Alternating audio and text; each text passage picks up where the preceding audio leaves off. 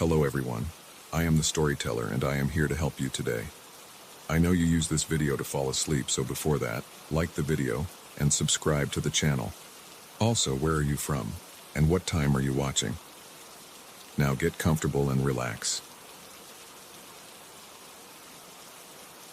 The steering wheel was still warm with my frustration when I merged onto Highway 1, 3 hours after my flight to San Diego had departed without me. My boss had called an emergency meeting that turned out to be 45 minutes of him pontificating about quarterly projections while my boarding window slipped away like sand through fingers. When I'd finally escaped his office, racing through LAX had been pointless. The gate agent's sympathetic shrug told me everything. Drive it, I'd thought. Make something worthwhile out of this disaster. The Pacific stretched out to my right, deceptively calm under the late afternoon sun. I'd taken this route before, but never with this particular weight in my chest, that peculiar mix of anger and liberation that comes from plans unraveling.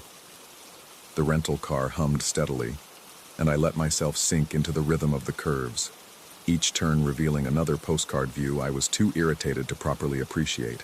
The first alert buzzed through around Malibu. I glanced at my phone mounted on the dashboard. Coastal evacuation warning, potential landslide activity. I dismissed it. California was always warning about something. Earthquakes, fires, mudslides. Part of the ambient anxiety of living here. The road ahead looked clear, and I needed this drive. 20 minutes later, the second alert came with an insistence that made my teeth ache. That sharp electronic wail that cuts through everything. This time I couldn't read it properly while driving, but I caught fragments. Immediate coastal areas. Seek higher ground. The radio, which had been playing classic rock, dissolved into static before cutting to an emergency broadcast. The announcer's voice carried that practiced calm that somehow makes everything worse. Authorities were advising evacuation of low-lying coastal areas due to unusual tidal conditions.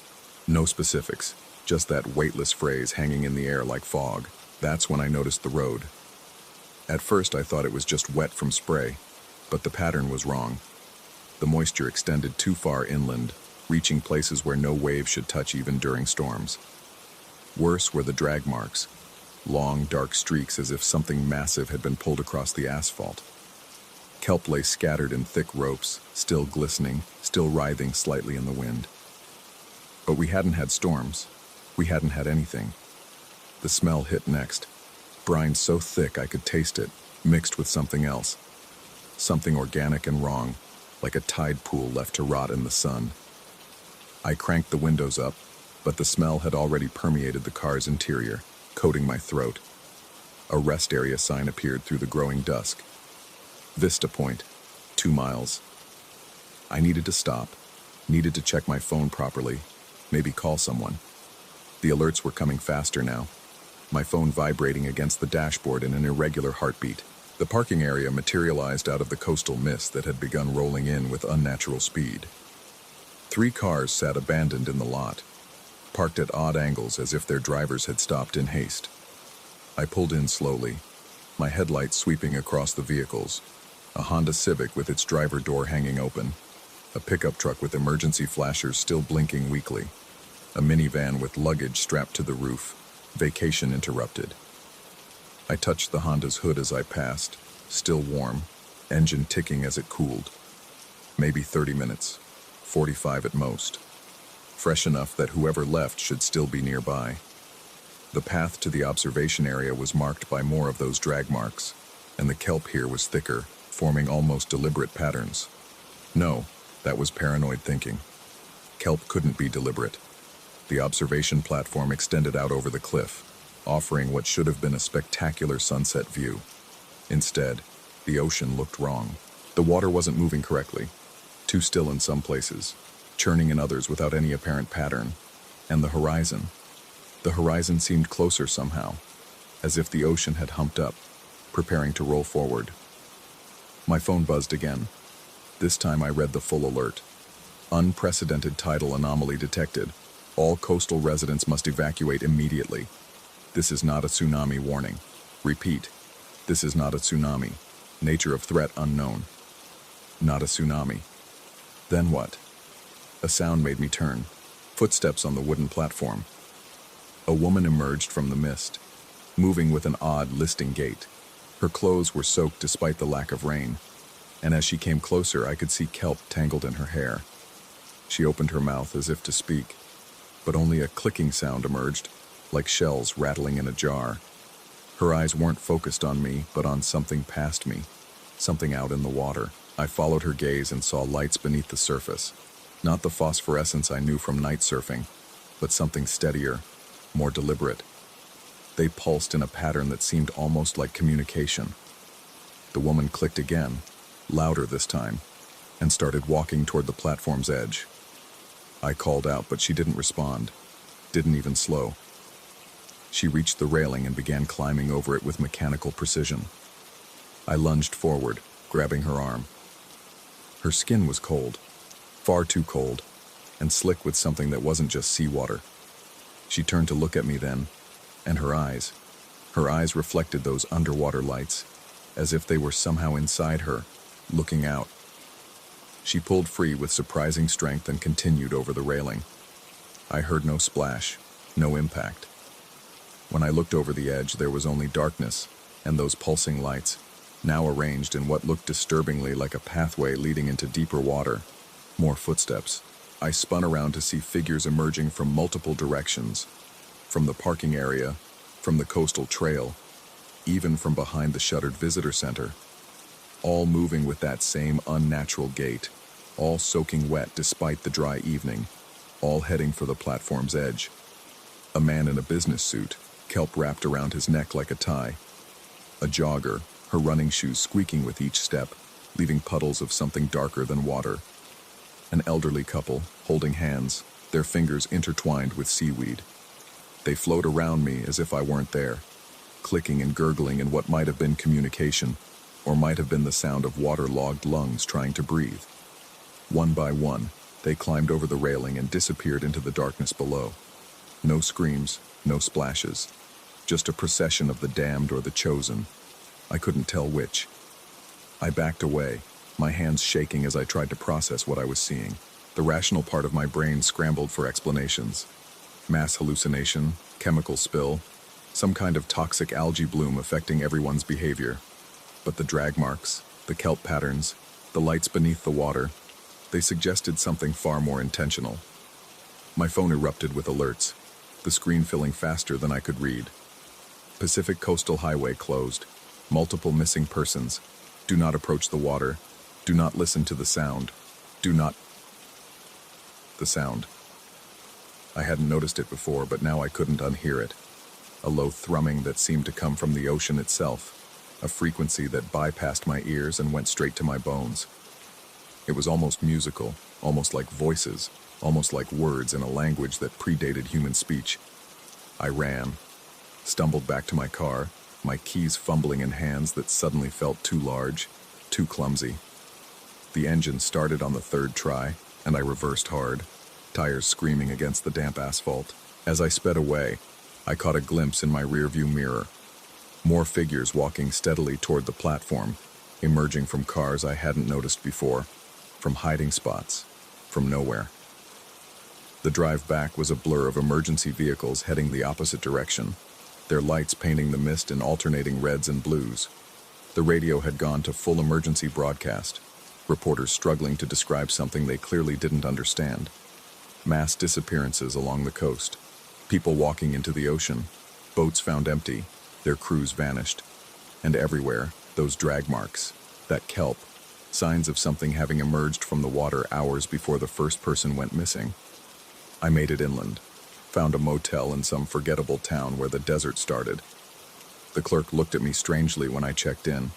I must have looked wild, panicked. I didn't care. I locked the door, pushed a chair against it, and sat on the bed, watching the news coverage that made less sense with each update. The official story solidified over the next hours. A toxic spill, mass hysteria, evacuation successful, situation contained. But the footage they showed didn't match their words. Coast Guard boats circling areas where the water glowed. Hazmat teams backing away from something on the beach, something the camera carefully avoided showing. And in the background of one shot, just for a moment before the feed cut, I saw them. Hundreds of figures standing waist-deep in the surf, perfectly still, all facing the same direction, waiting. I haven't slept since then. Can't sleep. Every time I close my eyes, I hear that thrumming, feel it calling. My skin has been dry all day, unusually dry, and I've drunk more water in the last 12 hours than I usually do in 3 days. When I shower, I stand under the spray far longer than necessary, and when I finally force myself to get out, I feel incomplete. The marks started appearing this morning, faint lines on my arms that look almost like scales if you catch them in the right light. The doctor said it was stress, gave me a cream, told me to rest. But I know better. I can feel it growing stronger. That pull toward the coast, toward the water, toward whatever made those lights beneath the waves. I've been searching for similar events throughout history. They're there if you look. Coastal villages found empty, ships discovered with no crew but signs of something having come aboard, mass disappearances blamed on storms that never happened. We've always explained them away, rationalized them, forgotten them. But what if they were all the same thing? What if something has always been there, waiting, occasionally calling, and we just got better at not listening? My phone buzzes. Another alert. But this one's different. Not from the emergency system. The screen shows only an image. A view from underwater, looking up at the surface, at silhouettes standing at the edge of a platform. One silhouette is circled in red. It's me. It's a photo of me from below, from the ocean, from that night. The thrumming is getting louder. My skin is so dry it's beginning to crack, and underneath, something glistens. The motel is 60 miles from the ocean, but I can smell salt. I can hear waves. I can feel the tide pulling, always pulling. I'm going to try to sleep again, but I know what will happen. I'll dream of water, of pressure, of swimming down toward lights that pulse in patterns I'm beginning to understand. And when I wake, if I wake, I'll be closer to the coast. My car keys will be in my hand. The engine will be running. They're not taking people. That's what I've finally understood. They're calling them home. The bathroom faucet is dripping. Each drop sounds like a word in that impossible language. I should fix it.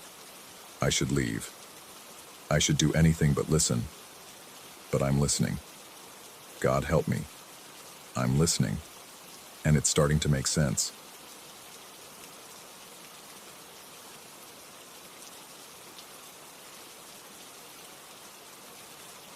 Story 2.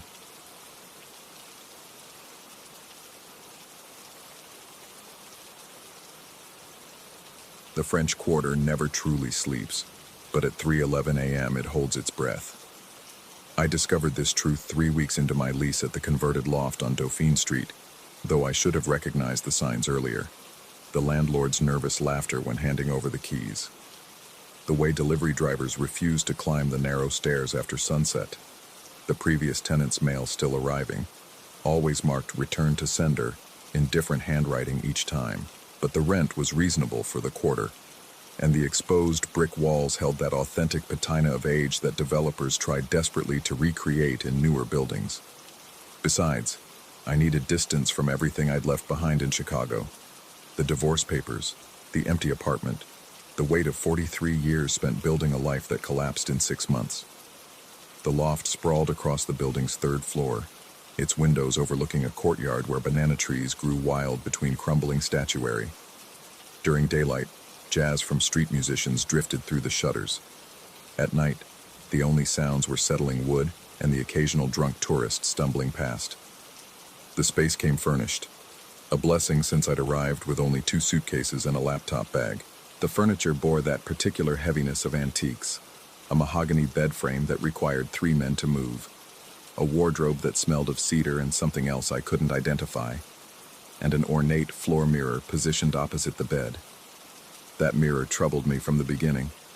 7 feet tall, framed in tarnished silver, it reflected the room with subtle distortions that made distances seem wrong. The bed appeared farther away than it should. The ceiling seemed to press lower, but old mirrors warp. I told myself this whenever I caught my reflection moving a fraction of a second too late. The first incident happened on a Tuesday. I woke at 3:11 a.m. to absolute silence. Not the normal quiet of night, but a vacuum where sound should exist. My phone, charging on the nightstand, displayed a dead black screen despite being plugged in all evening. The bedside lamp clicked uselessly when I tried the switch. In the darkness, something drew my attention to the mirror. A Trilby hat hung from its upper corner, the felt brim casting a shadow that shouldn't exist without light. I don't own a Trilby. I've never owned any hat beyond a baseball cap lost years ago.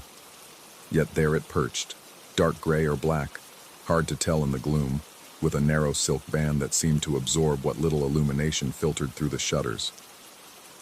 I sat up, sheets twisted around my legs, waiting for my eyes to adjust, for the shape to resolve into something logical, a trick of shadow, clothes draped oddly, anything but an impossible hat.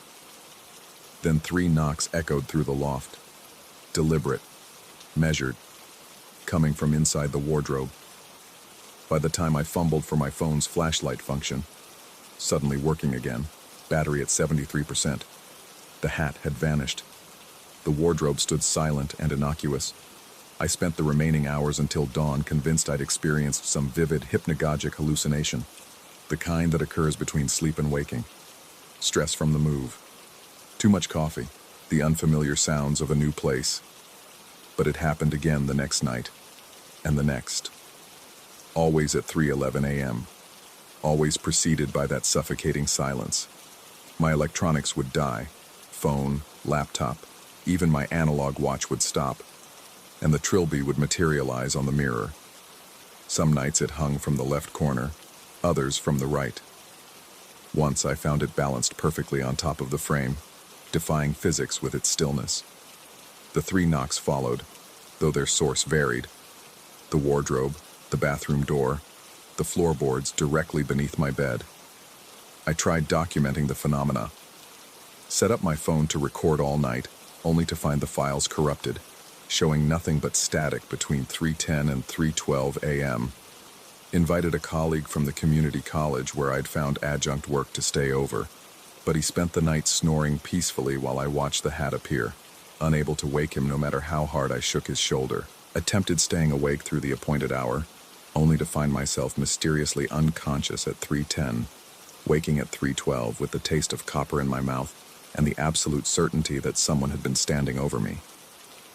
Research into the building's history revealed nothing unusual. No murders, no suicides, no tragic histories beyond the standard New Orleans narrative of yellow fever and occasional flooding. The previous tenant, I learned from the downstairs neighbor, had been a jazz musician who simply stopped paying rent one day and disappeared.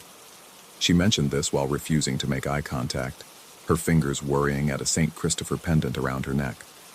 By the second week, the phenomena escalated. The hat no longer disappeared at 3:12.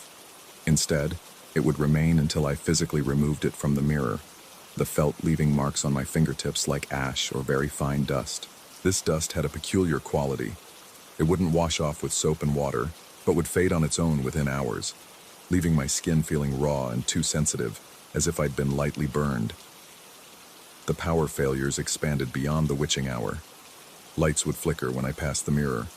My laptop would restart randomly, opening to websites I hadn't visited, genealogy databases, obituaries from the 1920s, articles about hat-making techniques from the previous century. The search history showed queries I hadn't made.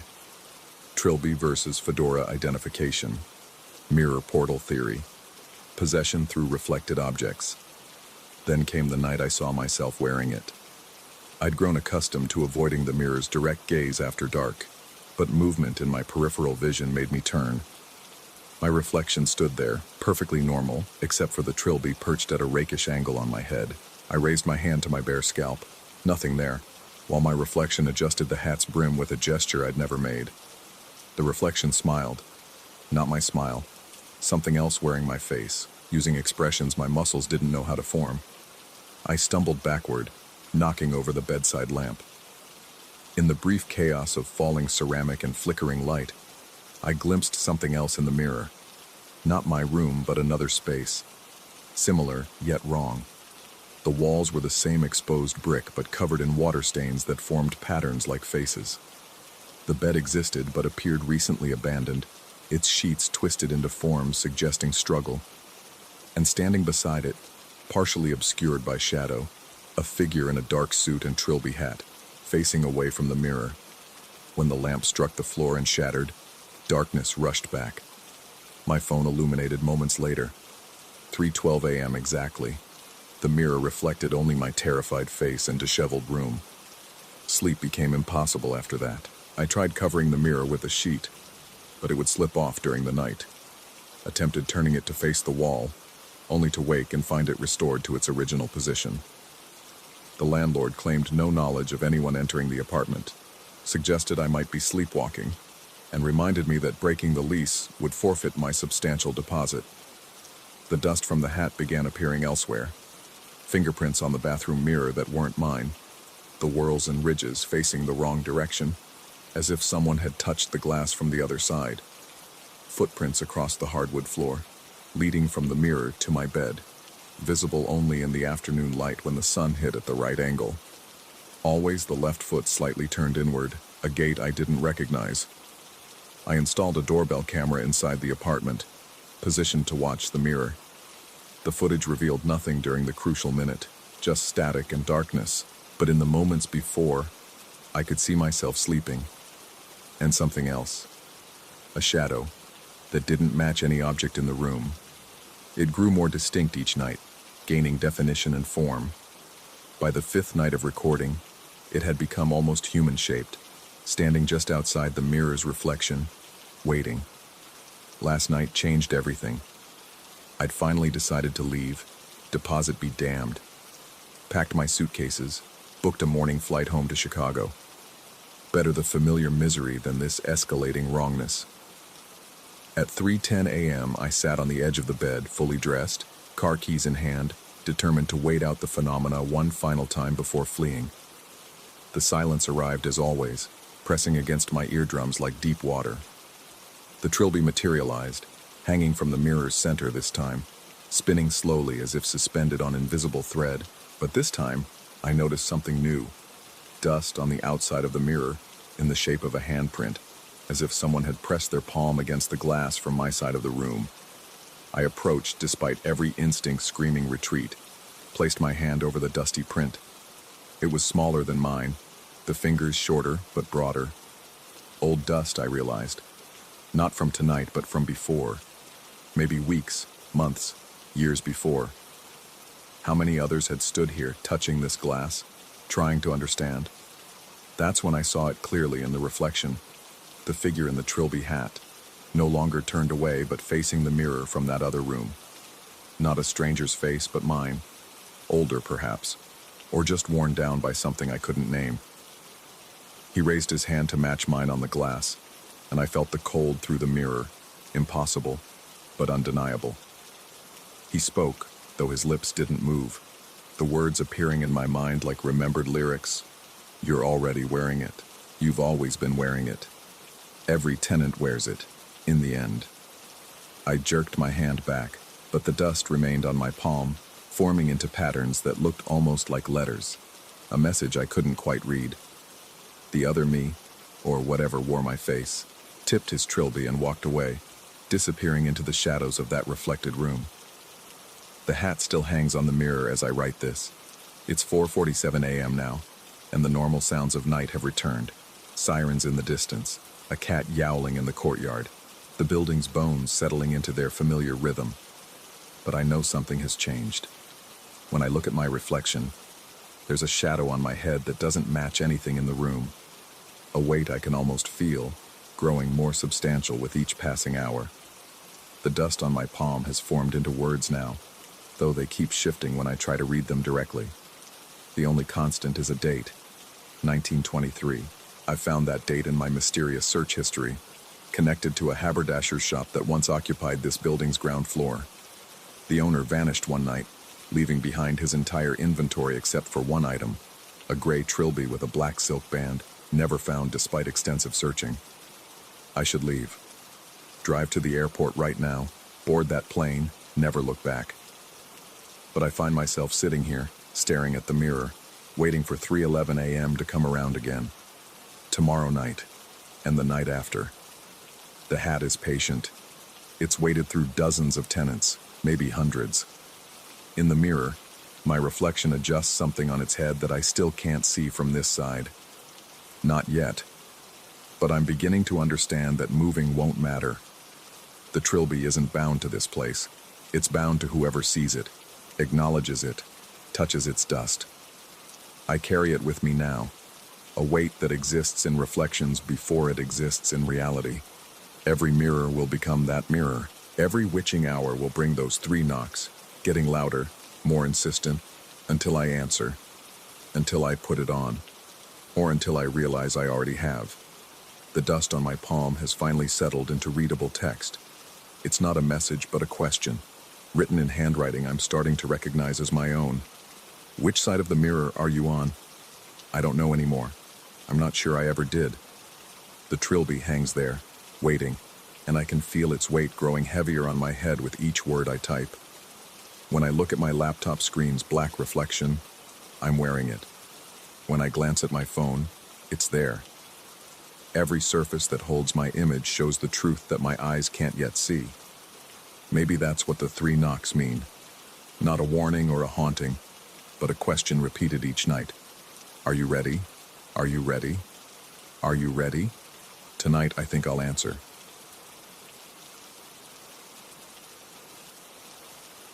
Story 3.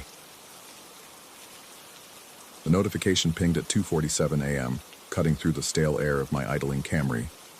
Premium ride, triple surge pricing, cash payment authorized.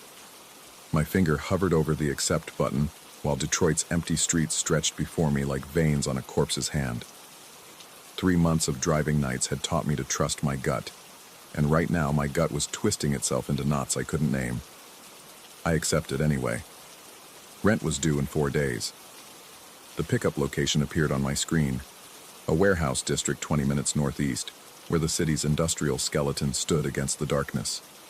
No street number, just GPS coordinates.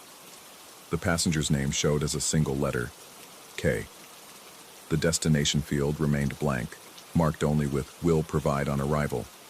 Everything about it screamed wrong, but the payout would cover my groceries for 2 weeks. My headlights carved through the October fog as I drove, the radio crackling with static between stations.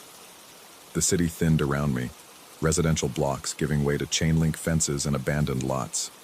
Street lamps became scarce, then non-existent. My phone's screen provided the only consistent light besides my high beams, its blue glow making my hands look bloodless on the steering wheel. The GPS led me deeper into the industrial maze. Left here, right there, another left. The turns came too frequently, doubling back on themselves in patterns that made no sense. I'd driven these streets before, had to have in 3 months of nights, but nothing looked familiar. Every corrugated metal wall, every loading dock, every shattered window seemed both foreign and hauntingly recognizable, like déjà vu running in reverse. The destination marker pulsed on my screen, indicating arrival, though I saw nothing but a row of identical warehouses, their facades as blank as closed eyes. Then movement. A figure stepping from a recessed doorway, hand raised. Tall, wearing what looked like an expensive overcoat despite the mild weather. Face obscured by shadow and distance. I rolled down my window halfway. The autumn air carried the taste of rust and old motor oil. The figure approached with measured steps, stopping just outside the cone of my headlights. Male, I thought, though I couldn't be certain. The coat looked black or maybe deep blue. Colors were tricky in this light. "You're early," the voice said, smooth and oddly cheerful. Not what I expected from someone seeking rides at this hour in this place. "That's good. That's very good." My hands tightened on the wheel. Something in the voice's cadence felt practiced, like lines from a play performed one too many times. The figure gestured toward the warehouse behind him, its entrance a rectangle of absolute darkness. "Just need you to pull inside and wait, 5 minutes, maybe 10. Easy money." The smart response would be to drive away. Every safety video, every driver forum, every instinct screamed against entering enclosed spaces with passengers. But the figure pulled out a roll of bills, thick enough to cast its own shadow, fanning them slightly in the dim light. Double the app price for the inconvenience. Cash up front. I found myself shifting into drive, following the figure's directing hands toward the warehouse entrance. The doorway swallowed my car whole. Darkness so complete my headlights seemed to shrink rather than penetrate it. Inside, the space opened into vastness. I could feel it more than see it. The way sound changed, the way the air moved. My lights illuminated only a small circle of oil-stained concrete and nothing beyond. The figure appeared at my window again, having moved with impossible silence. This close, I still couldn't make out facial features, just the suggestion of a smile. He handed me the cash through the window more than promised, the bills crisp and somehow cold. Just wait here. Keep the engine running. Don't turn around, no matter what you hear. Before I could respond, he melted back into the darkness. Not walked, melted, as if the shadows were liquid, and he was soluble in them. My heart hammered against my ribs. I counted the money twice, 3 times, using the repetitive motion to calm my nerves. Real bills, real serial numbers. Real enough to make this worth it, I told myself. That's when my phone started acting wrong. The GPS display flickered, the warehouse interior suddenly populating with streets that couldn't exist. Arrows appeared, pointing in directions that defied the walls I knew surrounded me. Turn left in 50 feet. Turn right in 20 feet. Make a U-turn. The voice navigation activated without prompting, its tone distorted, speaking in fragments. Recalculating. Proceed to. Recalculating. You have arrived. Recalculating. Then the messages started. Unknown number. No caller ID. The first one made my blood freeze. Nice jacket. The brown leather one. Looks warm. I looked down at my jacket. The brown leather one I'd bought secondhand last winter. My windows were up. The warehouse was dark. No one could see me. Another message. You missed a spot shaving. Left side of your neck. My hand flew involuntarily to my neck, finding the rough patch I'd rushed over this morning. The darkness outside my window seemed to press closer, gaining weight and substance. I could hear my own breathing, too fast, too shallow. The scar on your right hand. How old is it? I stared at the thin white line across my knuckles. A childhood accident I never talked about, barely visible even in good light. My phone screen flickered again, the GPS now showing my car in multiple locations simultaneously. Little blue dots scattered across an impossible map like scattered rice. The engine coughed, not a mechanical failure, something else, like it was choking on the darkness itself. The radio sparked to life, scanning through stations on its own, catching fragments of voices that sounded almost like mine but not quite. Never should have come here. They're watching. It's already too late. Movement in the rearview mirror made me violate the one rule I'd been given. I turned around. Nothing. Empty darkness. But the feeling of being watched intensified, like dozens of eyes had opened in the void. When I faced forward again, my windshield was fogged with condensation that hadn't been there seconds before. As I reached to wipe it, shapes appeared in the moisture. Handprints from the outside, pressing against the glass. Too many to count. Overlapping. Smearing. My phone buzzed. We like your car. We've always liked your car. That's when I heard the engines. Not one. Multiple. The synchronized hum of several vehicles idling in the darkness around me. My headlights, still managing their feeble cone of illumination, caught glimpses of chrome, bumpers, side mirrors, all at the wrong height, the wrong distance, as if the vehicles were suspended, or the ground had different levels I couldn't perceive. Another message. Check your mirrors. I didn't want to. Every fiber of my being resisted. But my eyes moved anyway, drawn by a compulsion I couldn't name. In the driver's side mirror, illuminated by some impossible light source, I saw another Camry. Same model, same year, same color, same rideshare decals on the windshield. The license plate was partially visible. The first 3 letters matched mine. The passenger mirror showed the same thing. Another clone of my car, positioned perfectly parallel. My rear-view mirror, when I dared to check, revealed a third, or maybe the same one. Or maybe they were all the same one, reflected infinitely in space that shouldn't exist. Start driving. The message appeared without a notification sound. I looked at the warehouse entrance, or where it should have been. Solid wall now. No sign of the doorway I'd driven through. My GPS showed arrows pointing in every direction at once, overlapping into a starburst of possibilities. The other engines revved in perfect synchronization with mine, though I hadn't touched the accelerator. My car began moving without my input, following GPS directions I couldn't read, turning through spaces that couldn't exist. The speedometer showed 0.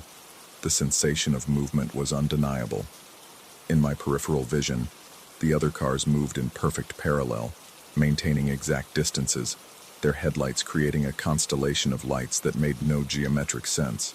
Were there 3? 5? A dozen? The number changed each time I tried to count, like they were cycling through positions, trading places in a dance I couldn't follow. My phone rang. Unknown number.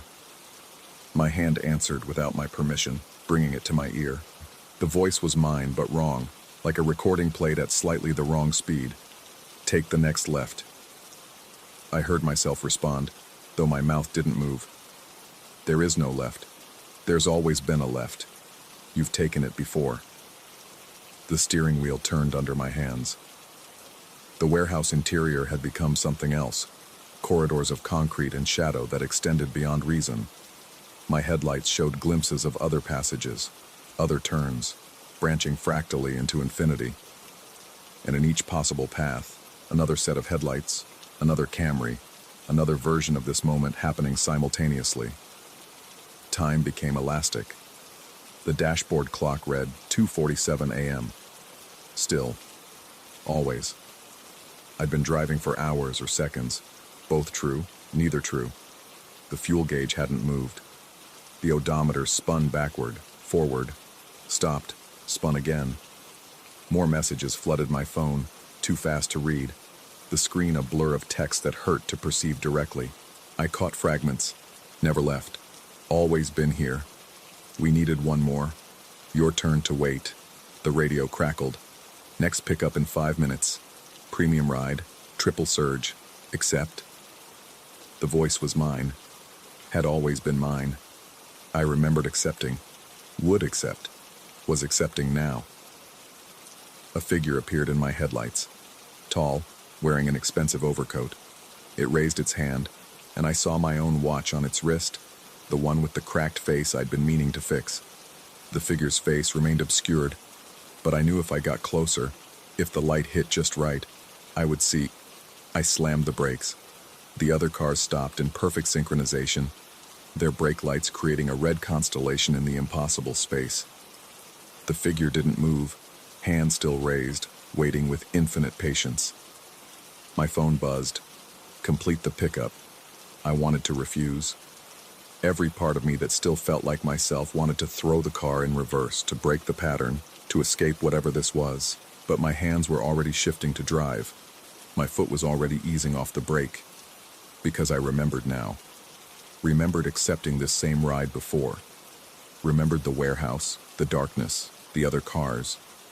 Remembered becoming one of them, waiting in the shadows for the next driver to arrive. Remembered forgetting, starting my shift fresh, seeing the premium ride notification. The figure approached my window. This close, illuminated by the dome light that activated without me touching it, I saw its face clearly. It wasn't my face. That would have been too simple, too comprehensible.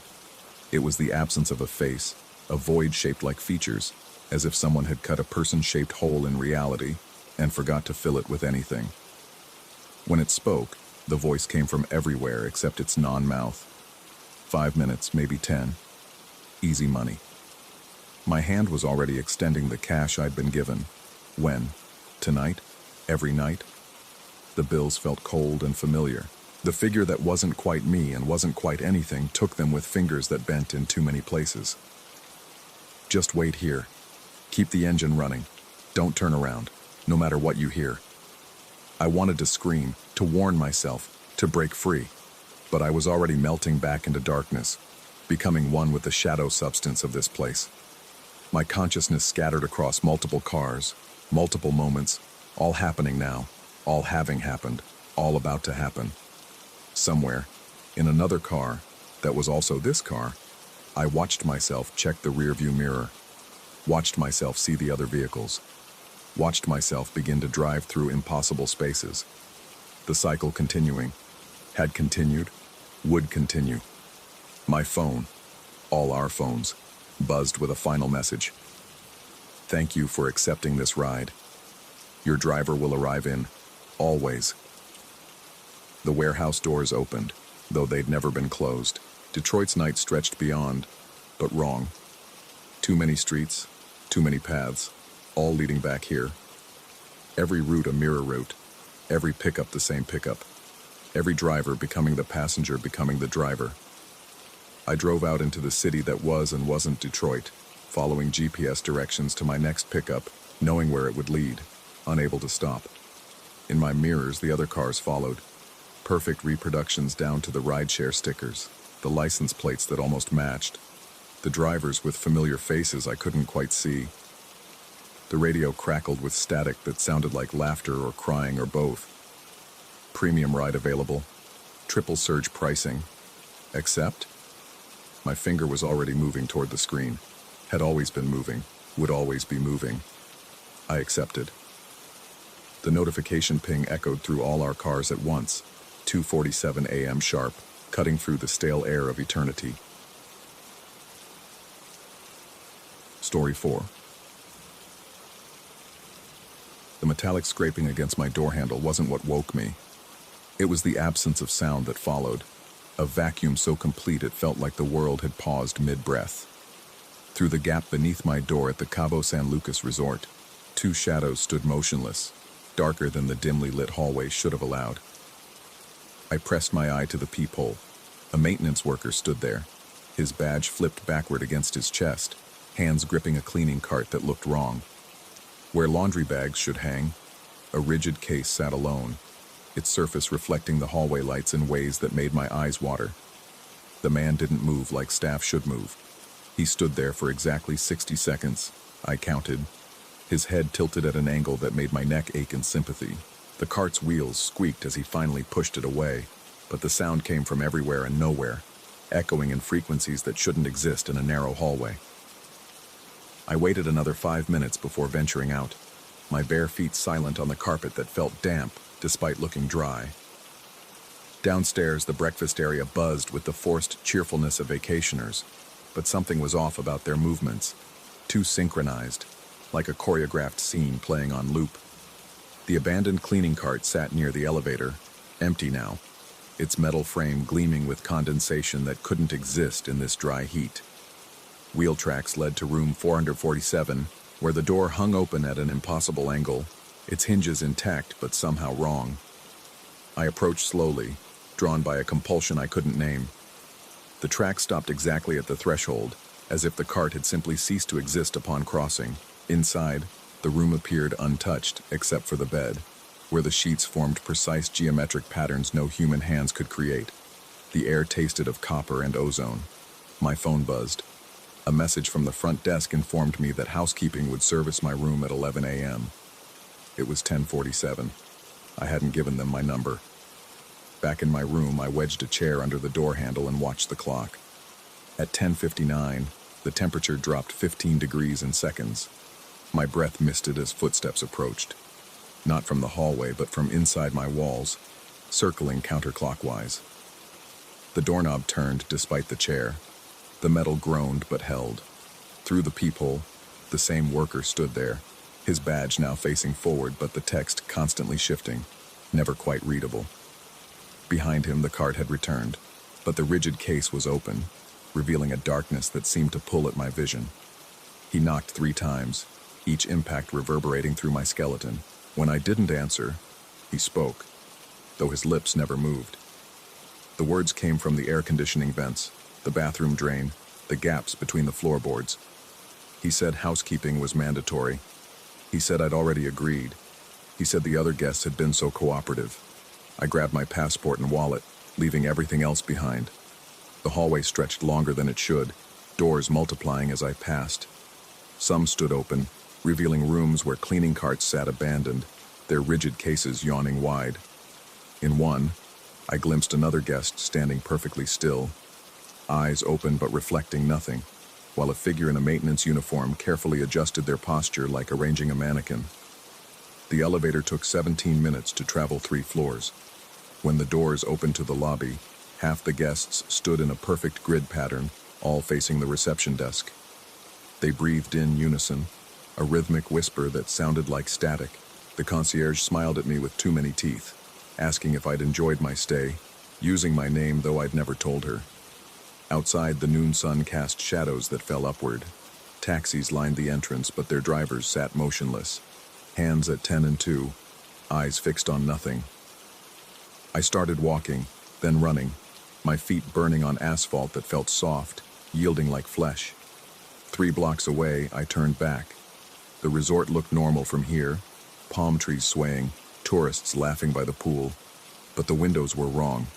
In every single one, the same figure stood, holding the same cleaning cart, watching me with the same backward badge. I booked a flight home immediately, paying cash at the airport. During the wait, I noticed other travelers with the same haunted look, the same compulsive checking over shoulders. We didn't speak, but we recognized each other. Refugees from hotels, motels, resorts. Places where the cleaning staff had stopped pretending to clean. The plane lifted off, and I thought I was free. Then the flight attendant pushed her cart down the aisle, and I saw it. The same rigid case where drinks should be. She paused at my row, her badge mysteriously backward, asking if I needed anything. Her smile never wavered as she stood there for exactly 60 seconds. I said no. She moved on, but I could hear her cart's wheels squeaking in that impossible frequency, feel the temperature dropping around me. The passenger beside me had fallen asleep, his breathing too regular, too mechanical. When I looked closer, his eyes were open behind closed lids, reflecting a darkness I recognized. We landed in Houston, but the airport felt wrong. Too many cleaning carts in the terminals, too many maintenance workers with backward badges. They moved through the crowds like sharks through water, always peripheral, always watching. The bathroom mirrors showed their reflections even when they weren't there. I drove home instead of taking another flight, 16 hours straight, stopping only for gas and paying cash. My apartment building looked the same, but the doorman was new. His uniform was too clean, his movements too precise. He welcomed me back using a name that wasn't quite mine. Syllables shifted just enough to sound alien. Inside my apartment, everything sat exactly as I'd left it, except for the thin layer of dust that formed patterns. Geometric, intentional. My phone had 37 missed calls from numbers that didn't exist. The voicemails were just that squeaking sound, growing louder with each message. I stopped sleeping on the 3rd night. Every time I closed my eyes, I could hear cartwheels in the walls. The neighbors complained about noise from my unit while I was out. Sounds of furniture being rearranged, metal scraping against door frames. The building's security footage showed my door opening and closing, but nothing passing through. A week later, I woke to find a cleaning cart in my living room. I hadn't slept, hadn't closed my eyes, but there it was. The rigid case open, revealing that hungry darkness. No one had entered. The door remained locked, deadbolted, chained. The cart simply existed where it hadn't before. I left everything behind again. Changed cities, changed names, paid cash for everything. But hotels exist everywhere. Cleaning staff exist everywhere. And now I see them clearly. Not just in hospitality, but in offices, schools, hospitals. Always with their backward badges, their wrong-angled movements, their carts that hold impossible spaces. Sometimes I wonder if I ever left that resort in Cabo. Maybe I'm still in room 447, standing perfectly still while someone adjusts my posture. Maybe the running, the fear, the constant movement. Maybe that's the dream, and the stillness is real. The knock at my current motel door comes at 11 p.m. sharp. I don't need to look to know what's there. A cleaning cart, a backward badge, 60 seconds of waiting. They're getting bolder, no longer pretending to be subtle. The metal scraping has become almost musical, a symphony of intrusion. I've met others like me in late-night diners and 24-hour laundromats. People who can't stop moving, can't stop checking over their shoulders. We share the same story with different details, different resorts, different cities, but always the carts, always the backward badges, always that rigid case holding darkness. One woman claimed she'd found a pattern. They only take people who notice them. The moment you see past their disguise, you're marked. But by then, it's too late. You can't unsee the wrongness, can't stop noticing how they move through spaces that shouldn't connect, how they clean rooms that were never dirty, how they service lives that were never lived. I've started leaving notes for whoever finds my things. Warnings about the cleaning carts, the backward badges, the 60-second waits. But the notes disappear, replaced by hotel stationery with messages in my handwriting that I never wrote, thanking housekeeping for their excellent service. The walls in this motel are thin. I can hear my neighbors breathing in unison, that mechanical rhythm I recognize too well. Their doors open and close at synchronized intervals.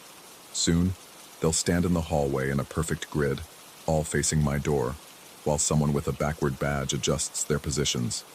I keep moving, but the world is getting smaller. Every place has cleaning staff. Every building needs maintenance.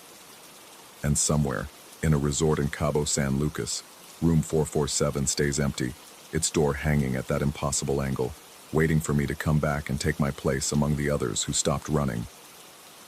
The knock comes again. This time I don't count to 60, or 2. This time I open the door. Story 5. The move to Chicago was supposed to be a fresh start, but some stains follow you no matter how far you run. I learned this 3 months into my new life, when the familiar weight of being watched settled back onto my shoulders like an old coat I thought I'd thrown away. The studio apartment sat on the 3rd floor of a converted brick building in Lincoln Park, its single window facing west toward the elevated tracks. The realtor had called it cozy and authentic, which I quickly discovered meant cramped, and the radiator sounds like someone slowly strangling a cat. But it was mine, and after the mess I'd left behind in Portland, having something that belonged only to me felt like a small miracle. The first sign should have been the coffee recommendations. I'd been grabbing my morning caffeine from the same corner shop for 2 weeks when I found the note tucked under my apartment door. Plain white paper, neat handwriting in blue ink. The place on Halsted makes better espresso. Trust me. No signature, no explanation. I crumpled it up and tossed it in the trash, attributing it to some overly friendly neighbor trying to be helpful. But the coffee at the Halsted place was incredible. The second note arrived 4 days later. They close early on Sundays. Try the pastries before noon. Again, the same careful script, the same unmarked paper. This time, curiosity won over caution. I asked the barista if she knew who might have recommended the place. She shrugged, steam hissing from the espresso machine behind her, and said she'd never seen anyone matching my description asking about new customers. The pastries were gone by 12:15. I started paying attention then, the way you do when the back of your neck begins to itch for no apparent reason. Walking home from work, I'd catch myself scanning doorways and checking reflections in store windows. The city's rhythm felt different somehow, as if someone had adjusted the tempo just slightly offbeat. Footsteps seemed to echo mine too closely on empty sidewalks. Conversations would pause when I passed, then resume in whispers I couldn't quite catch. The third note arrived on a Tuesday. The Indian place delivers until 2 a.m. Perfect for late nights when you can't sleep. I hadn't told anyone about my insomnia. The building's security was minimal, a temperamental buzzer system, and a lock that required more faith than force to operate.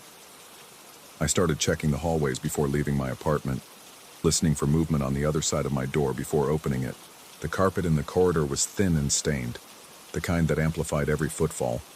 But lately I'd been hearing steps that didn't match any pattern of the other tenants. Mrs. Chen from 2B left for her nursing shift at precisely 6:47 a.m., her sensible shoes clicking against the linoleum in a steady rhythm. The graduate student in 3A stumbled out around 10, usually hungover, his sneakers scuffing and sliding. The couple on the first floor argued in muffled Spanish every evening around 7, their voices rising and falling like tide against distant rocks. But sometimes, in the spaces between these familiar sounds, I heard something else. Careful footsteps that paused outside my door just long enough for me to wonder if I'd imagined them. The soft whisper of paper against wood that meant another note had arrived. Your laundry schedule is too predictable. The gym on Clark Street has better equipment. You left your bedroom light on again. Each message felt like a violation, an intimate knowledge of my habits that no casual observer should possess. I changed my routines, varying my paths to work, switching between different grocery stores, taking the blue line instead of the brown, then the red instead of the blue. Nothing helped. The notes kept coming, each one more specific than the last. The new route takes you past the construction on Lincoln. Be careful of the loose scaffolding. Your mother called while you were in the shower. She sounded worried. The last one made my hands shake as I read it. I'd missed a call from my mother that morning, found the voicemail when I got out of the bathroom. She'd been concerned about my silence, wondering if I was eating enough, sleeping enough, taking care of myself in the big city. I hadn't told anyone in Chicago about my family, hadn't given my address to anyone who might know my mother's voice. I started staying late at work, using the office's Wi-Fi to research private investigators and security companies. The thought of involving the police felt premature. What would I tell them? That someone was giving me helpful advice about coffee shops and warning me about construction hazards? That I felt watched but had never actually seen anyone watching? The research led me down rabbit holes of urban surveillance techniques, stalking behaviors, and elaborate pranks. I learned about GPS tracking devices small enough to hide in coat pockets, about how social media location data could reveal patterns invisible to the person being tracked. I checked my clothes, my bag, my laptop case. I combed through my online presence, tightening privacy settings and deleting old posts. I even called my credit card company to check for unusual transactions. Everything appeared normal. The breakthrough came on a Thursday evening in late October, when the temperature dropped and the city's exhaled breath became visible in the air. I was walking home from the grocery store, arms full of bags, when I caught a glimpse of movement in my peripheral vision. Not the purposeful stride of someone with a destination, but the careful, measured pace of someone trying to match another person's rhythm. I stopped abruptly in front of a shop window, pretending to examine the display of vintage books while watching the reflection behind me. For a moment, nothing. Then, 20 feet back, a figure in a dark coat stepped into a doorway. The motion was smooth, practiced, the movement of someone who'd done this many times before. My heart rate spiked, but I forced myself to continue walking normally. At the next corner, I turned suddenly, as if remembering something I'd forgotten, and doubled back. The sidewalk was empty, the doorway vacant, but the sensation of being observed intensified, crawling up my spine like cold fingers. I started taking different routes home, testing theories, trying to catch my watcher in the act. Sometimes I'd spot movement in my peripheral vision. Sometimes I'd hear footsteps that stopped when mine did. But whenever I turned to look directly, there was nothing there. Just the usual urban landscape of hurried commuters and illuminated storefronts. The ordinary chaos of people going about their lives. The notes became more frequent. You're getting paranoid. That's not healthy. The Thai restaurant on Armitage has cameras outside. Just so you know, your sleep patterns are getting worse. Try chamomile tea. Each message arrived without any sign of forced entry, without any disturbance to the building's routine. I started sleeping with a chair propped against my door, its legs squeaking against the hardwood at the slightest movement. I installed a motion-activated camera app on an old phone, pointing it at the hallway through my peephole. The footage showed nothing but empty corridors and the occasional neighbor passing by. But the notes kept coming. I began to question my own perception, wondering if the stress of the move and the isolation of living alone had affected my judgment. Maybe the notes were coincidences, helpful neighbors or building management trying to be friendly. Maybe the footsteps belonged to perfectly innocent people whose schedules happened to overlap with mine. Maybe the sensation of being watched was just the urban equivalent of phantom limb syndrome, the ghost of old anxieties manifesting in a new environment. Then came the photograph. Slipped under my door on a rainy Tuesday morning, it showed me standing at the bus stop outside my building. The angle suggested it had been taken from across the street, using a telephoto lens. I was checking my phone, unaware of the camera, completely natural and unposed. The timestamp in the corner indicated it had been taken 3 days earlier. I remembered that morning clearly. I'd been running late for a meeting, frustrated by the delayed bus, checking the transit app repeatedly for updates. The photo captured me in a moment of ordinary impatience, but seeing myself through someone else's lens felt like discovering I'd been living in a fishbowl without realizing it. This time I called the police. The officer who came to take my statement was younger than I'd expected, with tired eyes and the careful neutrality of someone who'd heard stranger stories. He examined the photograph, made notes about the previous incidents, asked about old relationships and workplace conflicts. His questions were thorough but routine, the sort of checklist designed to determine whether I was dealing with a genuine threat or my own imagination. In the end, he could only advise me to document everything, to install better locks, to be aware of my surroundings. The notes and photograph weren't explicitly threatening, he explained. Without evidence of trespassing or direct intimidation, there wasn't much the law could do. He gave me his card and suggested I call if the situation escalated. I spent the next week hyper-vigilant, cataloging every detail of my environment. I memorized the faces of regular commuters on my train, noted the schedules of delivery trucks in my neighborhood, documented the positions of security cameras along my routes. I carried pepper spray and kept my phone charged, ready to call for help at the first sign of direct contact. But the notes stopped coming. For 10 days, nothing. No mysterious advice, no evidence of surveillance, no sensation of being followed. The absence felt almost worse than the presence had, like waiting for a bomb to explode after hearing the timer start ticking. I found myself missing the notes, their strange intimacy, the proof that someone was paying attention to my existence in this vast, indifferent city. Then winter arrived in earnest, and with it, the night that changed everything. The temperature had dropped below freezing for the first time since I'd moved to Chicago, turning the city's breath into clouds of vapor that hung in the air like ghosts. I was coming home late from dinner with colleagues, my first social outing in weeks, feeling almost normal for the first time since the surveillance had begun. The Red Line train was nearly empty at that hour, just a handful of night shift workers and late commuters scattered among the orange plastic seats. I sat near the window, watching the city scroll past in ribbons of light and shadow, feeling the weight of weeks of tension finally beginning to lift from my shoulders. That's when I saw him. At first, it was just a vague sense of familiarity in my peripheral vision, the way you might notice a piece of furniture slightly out of place. But as the train rounded a curve and the car's fluorescent lights flickered, I caught sight of my reflection in the window and saw that I wasn't alone. The figure was seated 3 rows behind me, wearing a coat I recognized immediately. Dark wool, with distinctive silver buttons and a tear in the left sleeve that I'd never bothered to repair. It was the winter coat I'd donated to charity 6 months before leaving Portland, the one that had been my constant companion through 2 brutal Oregon winters. Seeing it again felt like encountering a ghost of my former life, but the wrongness went deeper than mere nostalgia. The person wearing the coat had their head down, face obscured by shadow, but their posture mirrored mine exactly. When I shifted in my seat, they shifted. When I turned my head slightly to get a better look, they turned theirs in perfect synchronization.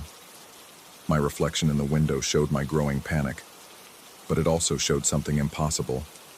The figure behind me had no reflection of their own. I gripped the metal pole beside my seat, using its cold reality to anchor myself as the train lurched through another turn. The logical part of my mind scrambled for explanations. Trick of the light, exhaustion playing havoc with my perception, the stress of weeks of paranoia finally manifesting in hallucinations. But when I risked another glance, the figure was still there, still wearing my donated coat, still moving in perfect synchronization with my movements. The train began to slow as it approached my stop, and I felt a surge of panic at the thought of standing up, of turning around, of potentially coming face to face with whatever was sitting behind me. The other passengers began gathering their belongings, shuffling toward the doors with the weary efficiency of people who'd made this journey countless times before. I waited until the last possible moment before rising from my seat, keeping my eyes fixed straight ahead as I moved toward the exit. The doors opened with a pneumatic hiss, and I stepped onto the platform with legs that felt unsteady beneath me. The cold air hit my face like a slap, and I turned immediately to look back at the train. The figure was standing in the doorway of the car, close enough now that I should have been able to see their face clearly. But the shadows beneath the hood of my old coat seemed to swallow light, creating a void where features should have been. They stood perfectly still as other passengers moved around them, as if they were a stone in a stream. Then the doors began to close. In the seconds before the train pulled away, the figure stepped forward, close enough that I could smell the familiar scent of the wool coat's fabric softener, could see the exact pattern of wear on the buttons. They leaned toward me, and despite the impossible darkness obscuring their face, I heard their voice with perfect clarity. They whispered my apartment's new gate code, the 6-digit number I'd programmed into the building's security system just that morning. The code I'd typed exactly once, alone in the building's lobby, with no one watching. The train pulled away, carrying the figure into the tunnel's darkness, leaving me standing alone on the platform with the echo of those whispered digits ringing in my ears.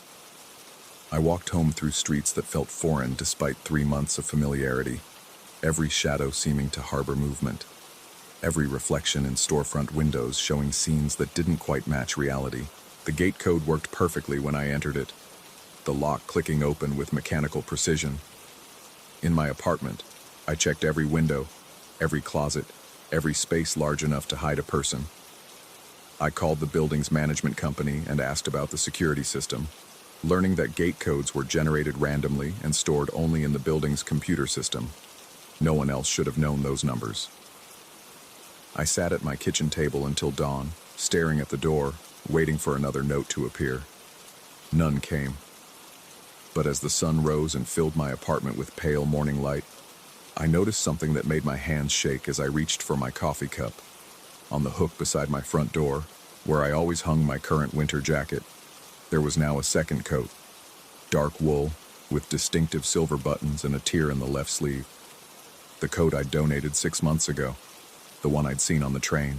It hung there as if it had always belonged in that space, as if it had simply come home after a long journey. The fabric still smelled like the fabric softener I'd used in Portland, still bore the subtle impressions of my body's shape in its folds. I reached out to touch it, then stopped, my hand hovering inches from the familiar material. Because if the coat was here, in my apartment, then what had I seen on the train? And more importantly, who had been wearing it? The morning light streaming through my window caught the coat's surface, making it shimmer slightly, and for just a moment, I could swear I saw the shadow of a figure standing within its folds, waiting patiently for me to put it on.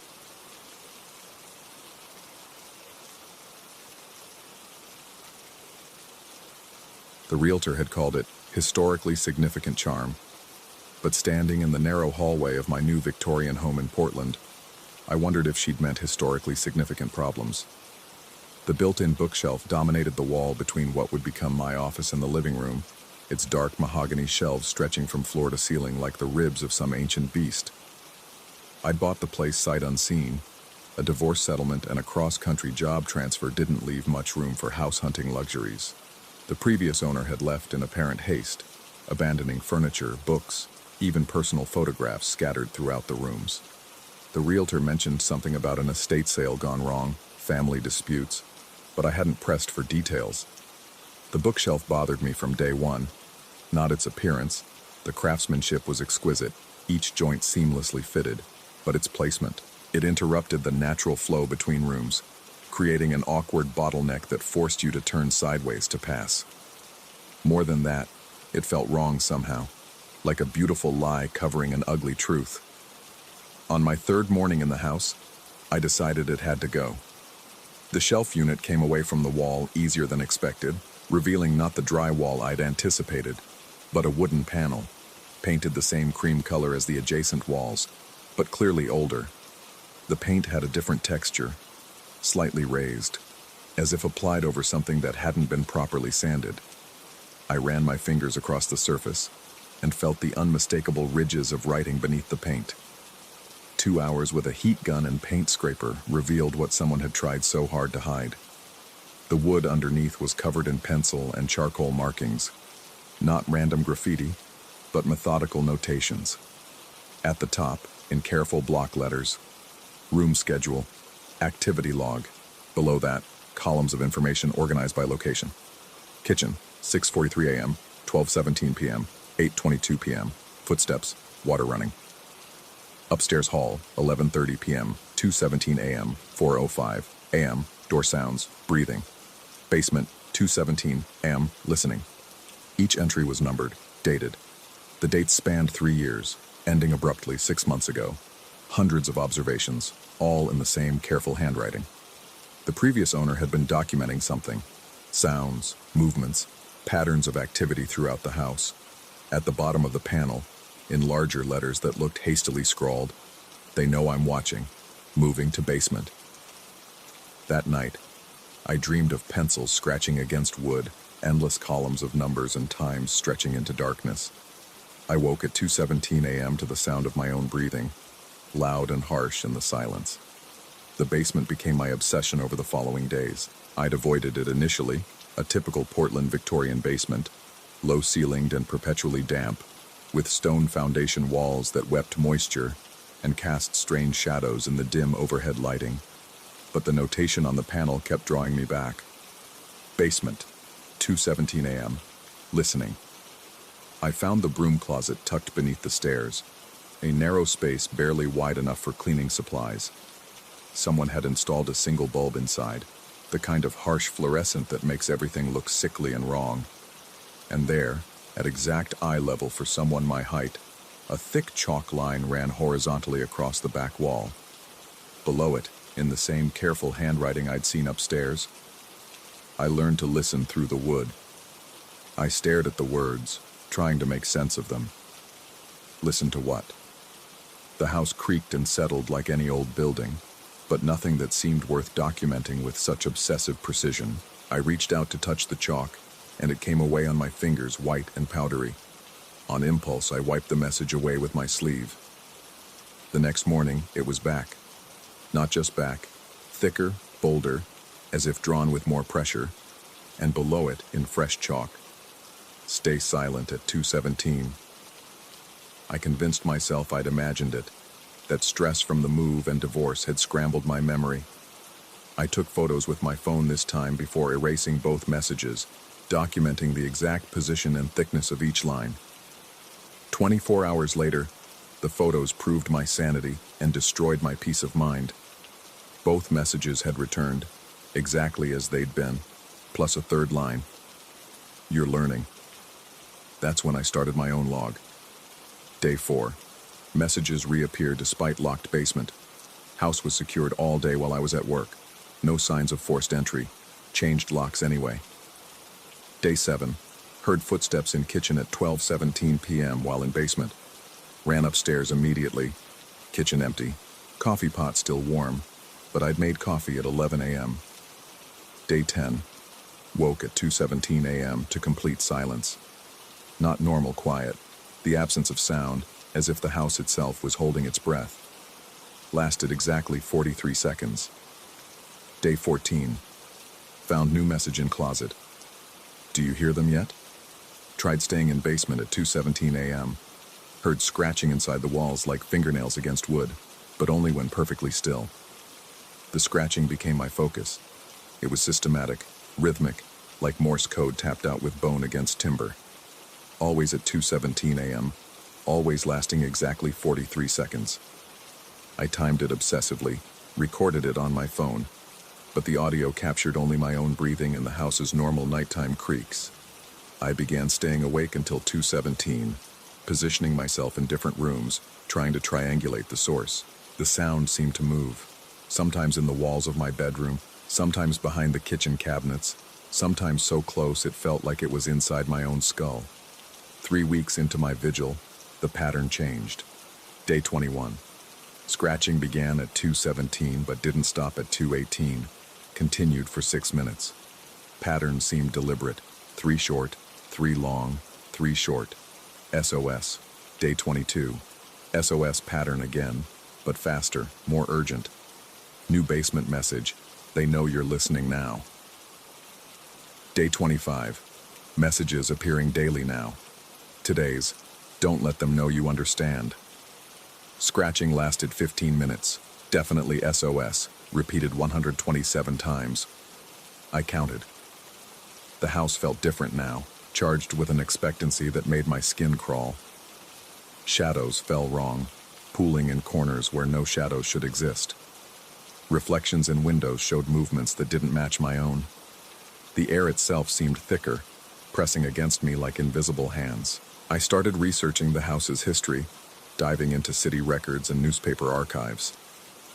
The Victorian had been built in 1887 by a lumber baron named Cornelius Blackwood.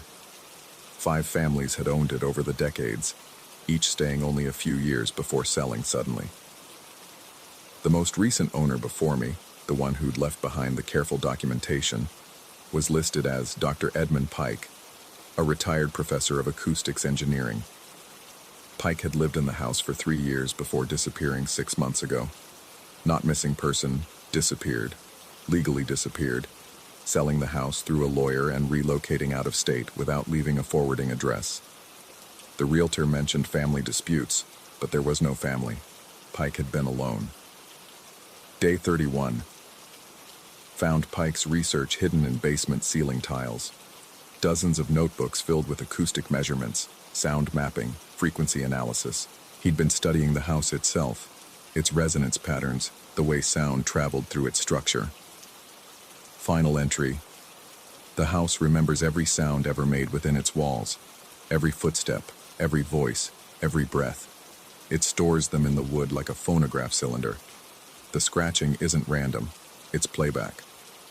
Day 33. Tried Pike's frequency detector app on my phone during 2:17 scratching. Device went haywire, readings jumping from inaudible low frequencies to the edge of human hearing. Sound isn't coming through the walls, it's coming from the walls. Day 37. No scratching at 2:17. Complete silence again, but longer this time, nearly 10 minutes. New basement message in red chalk. You've listened long enough. That night I made a decision that felt both inevitable and insane.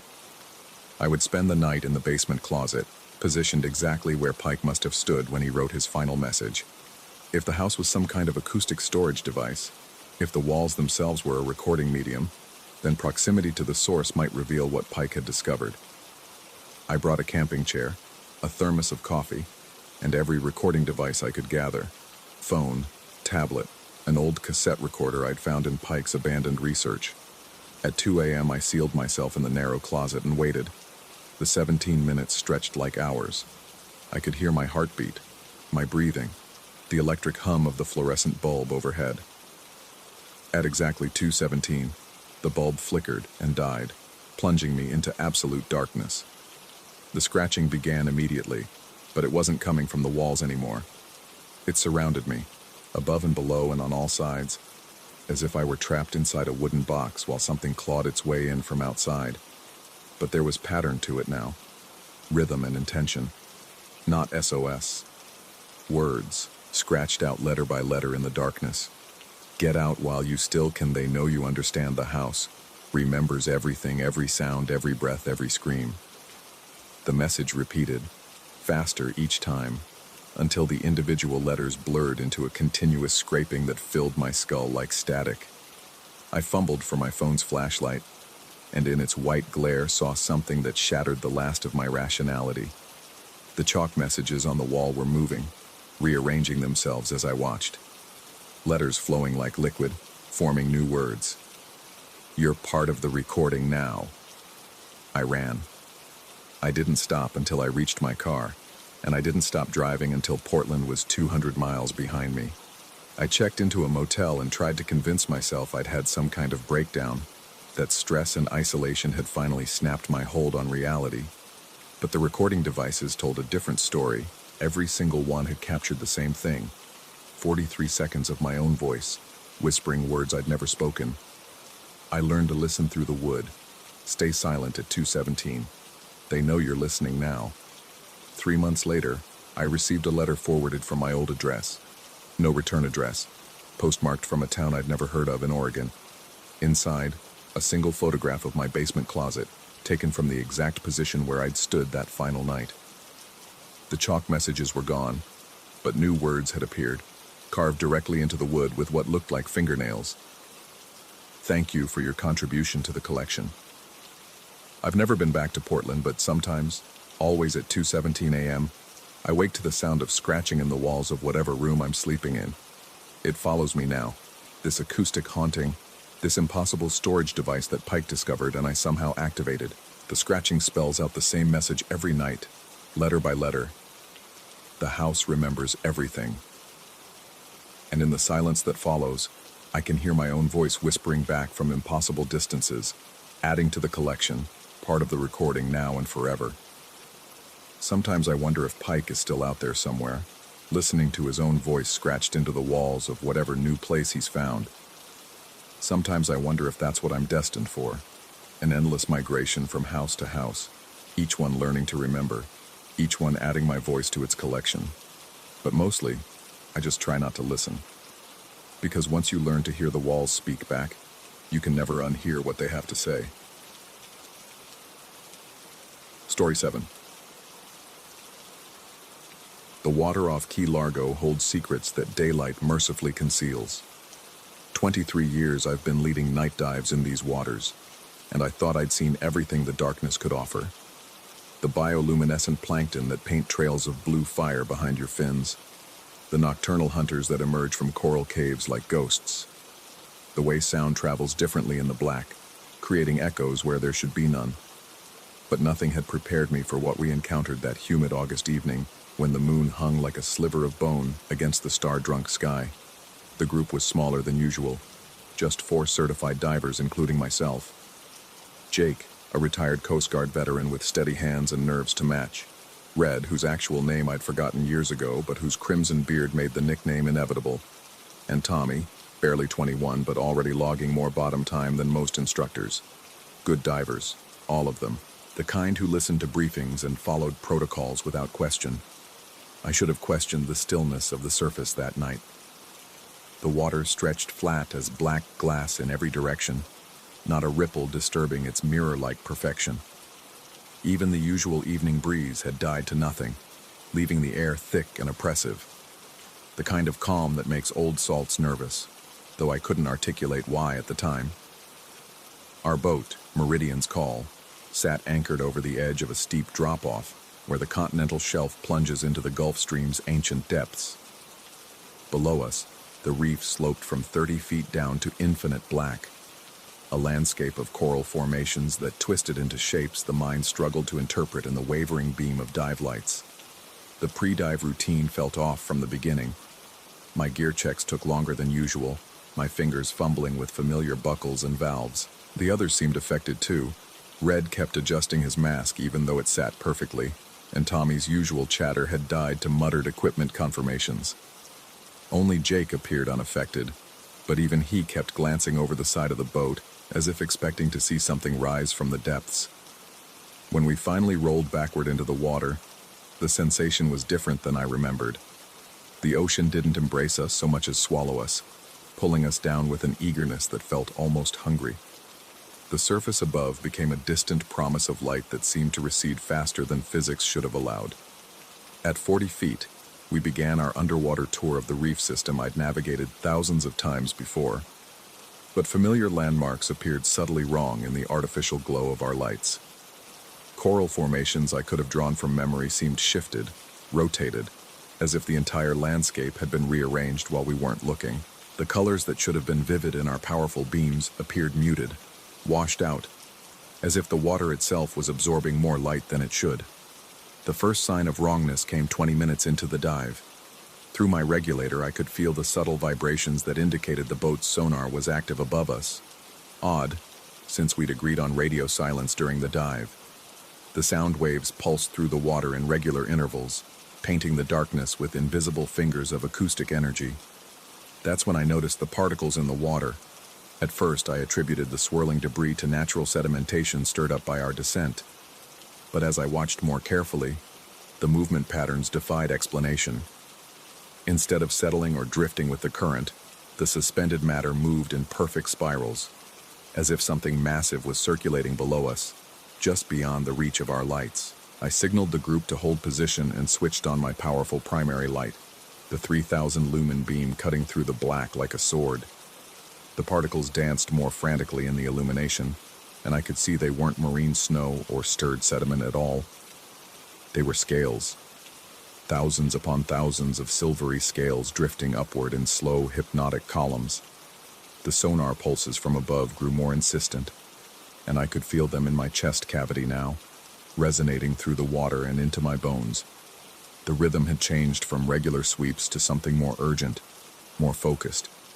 Whatever was down there, the boat's equipment had locked onto it. I checked my depth gauge, 65 feet. We were approaching the edge of recreational diving limits, but the reef's embrace pulled us deeper with each fin kick. The black below us seemed less like an absence of light, and more like a presence in itself, a living darkness that watched and waited. That's when I saw it move. The shadow passed beneath us so quickly I almost dismissed it as a trick of the light. But the displacement of water was unmistakable. Something enormous had just swept past our position, something that moved with purpose and intelligence. The bow wave of its passage rolled over us seconds later, a gentle but undeniable confirmation that we were no longer alone in the deep. I quickly signaled the others to form a star pattern, our emergency ascent formation where each diver maintains visual contact while preparing for rapid surface evacuation. But as we arranged ourselves, Tommy's light beam swept across something that made my blood turn to ice water. A mouth, just the edge of it, barely caught in the periphery of illumination before the creature moved away. But in that brief glimpse, I saw teeth the size of railroad spikes arranged in perfect rows, each one gleaming with a phosphorescent coating that made them glow like underwater beacons. What paralyzed me wasn't the obvious predatory capability of those jaws. It was what I saw embedded along what I could only assume was the creature's hide, a neat row of fishing hooks, dozens of them, protruding from flesh like some grotesque jewelry. They caught our lights and threw back brilliant reflections, creating a constellation of metallic stars against the black. The hooks weren't random debris or feeding scars. They were arranged too deliberately, too perfectly spaced, like a collar or necklace worn by something that understood ornamentation. The sonar pulses above us reached a fever pitch, and through the water I could hear the distant rumble of the boat's engines starting. That was wrong. Dead wrong. Jake had been designated as surface watch, and he would never start the engines while divers were down. The protocol was absolute. Engines off until all souls were aboard. But Jake was floating 3 feet to my left, his wide eyes reflecting my own growing panic in the beam of his flashlight. I gave the emergency ascent signal, and we began our rise to the surface. But as we climbed, I became aware of being followed. Not pursued. Followed. The presence below us kept pace, staying just outside the reach of our lights but close enough that we could feel its displacement through the water. It was studying us, I realized with growing dread, learning from us. At 30 feet, we paused for our safety stop, hanging in the blue-black void while our bodies processed the nitrogen we'd accumulated during the dive. Below us, the shadow continued its lazy circling, and I found myself hypnotized by the rhythm of its movement. The creature moved like something ancient, something that had been circling these waters for far longer than human memory could reach. During those 3 eternal minutes of decompression, Red's light beam caught something else, more hooks, but these were different, newer, shinier. Some still bore traces of fishing line, and one had a plastic lure attached that I recognized as a design that had only hit the market the previous month. The implications settled over me like a physical weight. This thing had been collecting hooks from fishing lines, from boats that passed overhead, from fishermen who thought their gear had simply snagged on the bottom or been taken by large fish. How long had it been accumulating these trophies? How many boats had unknowingly contributed to its growing collection? When we finally broke the surface, gasping and spitting out our regulators, the first thing I noticed was the silence. The absolute, unnatural silence of a night ocean without even the whisper of wind or the lap of waves against our boat. The surface was still mirror smooth, reflecting the stars in perfect detail, as if we were floating in space rather than water. The second thing I noticed was that Meridian's call was pointing southeast. We had anchored boo to the northwest, with the current and wind. I had checked and double-checked the heading before we descended, noted the position of Polaris off our starboard bow. It was a habit born from years of careful navigation, the kind of detail that kept divers from surfacing to find their boat gone. But now our vessel sat at the opposite heading, as if it had somehow spun a complete 180 degrees while we were below. The anchor line stretched taut beneath us, still holding position over the same drop-off. But the boat itself had pivoted like a weather vane in a storm that had never come. As we climbed aboard, dripping and shaking from more than just the night air, I tried to rationalize what I'd seen. Current could shift an anchored boat, though not in glass-calm conditions. The anchor could have dragged and reset, though our GPS showed we were in exactly the same coordinates. The creature could have been a whale or large shark, and the hooks could have been random debris that only appeared organized in the confused scatter of underwater lighting. But rationalization crumbled when I checked the boat's sonar log. The fish finder had recorded something ascending from depths that exceeded its maximum range, something that registered as a solid mass approximately 40 feet in length. The tracking showed it rising in perfect spiral patterns, maintaining a consistent distance from our position for exactly 27 minutes before descending again beyond the reach of our equipment. 27 minutes, the exact duration of our dive. Jake insisted he'd been monitoring our air bubbles on the surface the entire time, never leaving his watch position. Red swore the boat had never moved, despite his inability to explain the compass heading. Tommy claimed he'd felt something brush against his fins during ascent, but his nervous laughter suggested he hoped we'd dismiss it as imagination. I said nothing about the hooks, about the deliberate arrangement that suggested intelligence behind those ancient eyes. Some truths are too dangerous to share, too corrosive to sanity when spoken aloud. We pulled anchor and headed back to port in silence, each of us lost in private thoughts that we dared not voice. But as we cleared the reef and entered the shallower waters of the Sound, I couldn't shake the feeling that we were still being watched. Not from below this time, but from behind, as if something was following our wake, maintaining just enough distance to avoid our engine noise and lights. I never turned around to check. Back at the marina, as we secured the boat and rinsed our gear, the normal rhythms of human activity felt surreal and distant. The dock lights created pools of harsh yellow illumination that hurt my eyes after the soft embrace of underwater darkness. The sounds of halyards clanging against masts and water lapping at hulls seemed artificially loud, almost aggressive. Red made some comment about the unusual calm and how it had made for perfect diving conditions. Tommy agreed, already planning our next night dive. Jake remained silent, coiling lines with mechanical precision. None of them mentioned the creature. None of them asked about the sonar readings or the boat's changed heading. It was as if the dive had occurred in some parallel dimension that couldn't quite intersect with ordinary reality. But I knew what I'd seen down there in the dark. Something old and patient. Something that had learned to decorate itself with the lost gear of surface dwellers. Something that understood the value of remaining just beyond the edge of human perception, collecting evidence of our presence while maintaining its own mystery. 3 weeks later, I read a brief item in the local fishing report about unusual equipment losses in the Key Largo area. Experienced captains were reporting lines cut clean through with surgical precision, lures vanishing without the telltale signs of fish strikes, even entire rods disappearing from holders, while boats drifted over deep water. The Coast Guard attributed the incidents to equipment failure and the strong currents that run through the area. The Marine Patrol suggested fishermen were simply losing gear to the reef system's sharp coral formations. Perfectly reasonable explanations that satisfied everyone except those of us who had seen the truth hanging in the darkness like a crown of stolen light. I still lead night dives in these waters. The tourists love the mystery and romance of exploring the reef after dark, and I need the income. But I've changed our protocols. We dive shallower now, staying well above the drop-off where the continental shelf disappears into abyssal depths. We use brighter lights and maintain closer formations. And I always check the boat's heading before we descend. Sometimes, on especially calm nights, when the water lies flat and black beneath the stars, I catch glimpses of movement in my peripheral vision. Nothing definite, nothing I could describe in a report or explain to a skeptical audience.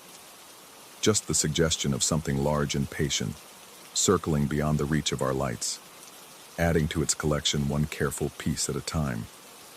The hooks are still down there, I know, gleaming in the darkness like offerings to something that remembers when these waters held different secrets, when the reef sang different songs to those brave or foolish enough to listen. And sometimes, in the space between sleeping and waking, I wonder what it would be like to join that collection, to become another bright trophy in the creature's growing horde, another piece of evidence that humanity had passed this way and left its mark in the eternal dark. The thought should terrify me. Instead, it feels almost like an invitation.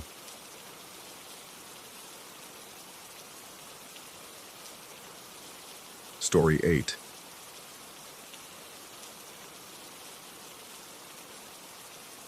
The invitation came on cream-colored paper, the kind that whispers of old money and careful planning. 3 colleagues from the firm had signed their names in fountain pen ink: Holbrook, Thorne, and Westfield. Each signature a study in controlled precision. They wanted me to join them for what they called a reconnection retreat at a cabin in Vermont's Northeast Kingdom, a place where cell towers feared to tread, and the internet was nothing more than a distant urban myth. I should have recognized the trap in their sudden camaraderie. For months, I'd felt their eyes tracking my movements around the office, their conversations dying the moment I entered a room.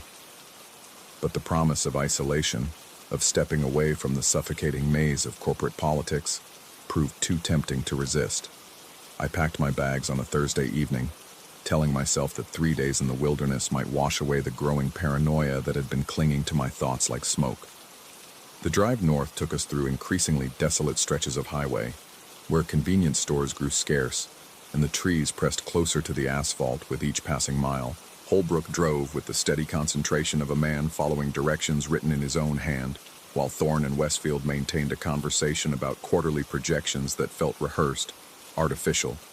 Every so often, one of them would glance back at me through the rearview mirror, their eyes holding something I couldn't quite identify. The cabin materialized from the forest like a photograph developing in slow motion. It squatted among towering pines and sugar maples, its weathered cedar siding the color of dried blood in the late afternoon light. Windows stared out from beneath a sagging roofline, their glass reflecting nothing but darkness. A wraparound porch circled the structure like a wooden moat, its boards warped and split from decades of harsh winters. Inside, the air hung thick with the smell of wood smoke and something else, something organic and slightly sweet that reminded me of flowers left too long in stagnant water. The living room stretched before us, dominated by a stone fireplace large enough to roast a pig. Furniture clustered around it in careful arrangements, leather chairs that had seen better decades, a couch upholstered in fabric that might once have been burgundy, and tables bearing the scars of countless coffee cups and cigarette burns. What caught my attention immediately was the radio. It perched on the mantelpiece like a black metal vulture, its chrome dials catching firelight in sharp winks. The antenna extended upward at an aggressive angle, reaching toward the ceiling as if straining to escape. Holbrook noticed my gaze and explained that it was their only connection to the outside world, a shortwave radio capable of picking up broadcasts from across the globe, though reception depended heavily on atmospheric conditions and the mysterious whims of the ionosphere. That first night passed uneventfully. We ate dinner from cans heated over the fire, drank whiskey from glasses that someone had thoughtfully pre-positioned, and spoke about work with the careful neutrality of diplomats discussing trade agreements. I noticed that none of them seemed particularly interested in sleeping, preferring instead to nurse their drinks while shadows danced across the cabin walls. When I finally announced my intention to retire, their synchronized nods felt like a dismissal. I slept poorly, if at all. The cabin settled around me with the random groans and sighs that old buildings make in the darkness. But something about the sounds felt deliberate, orchestrated. Through the thin walls, I could hear the murmur of voices from the living room, though I couldn't make out individual words. The conversation continued until dawn, a steady undertone that wove itself into my restless dreams. The second day brought a change in the weather and a corresponding shift in my companion's behavior. Clouds gathered overhead like gathering cloth, blocking out the sun and casting the forest into premature twilight.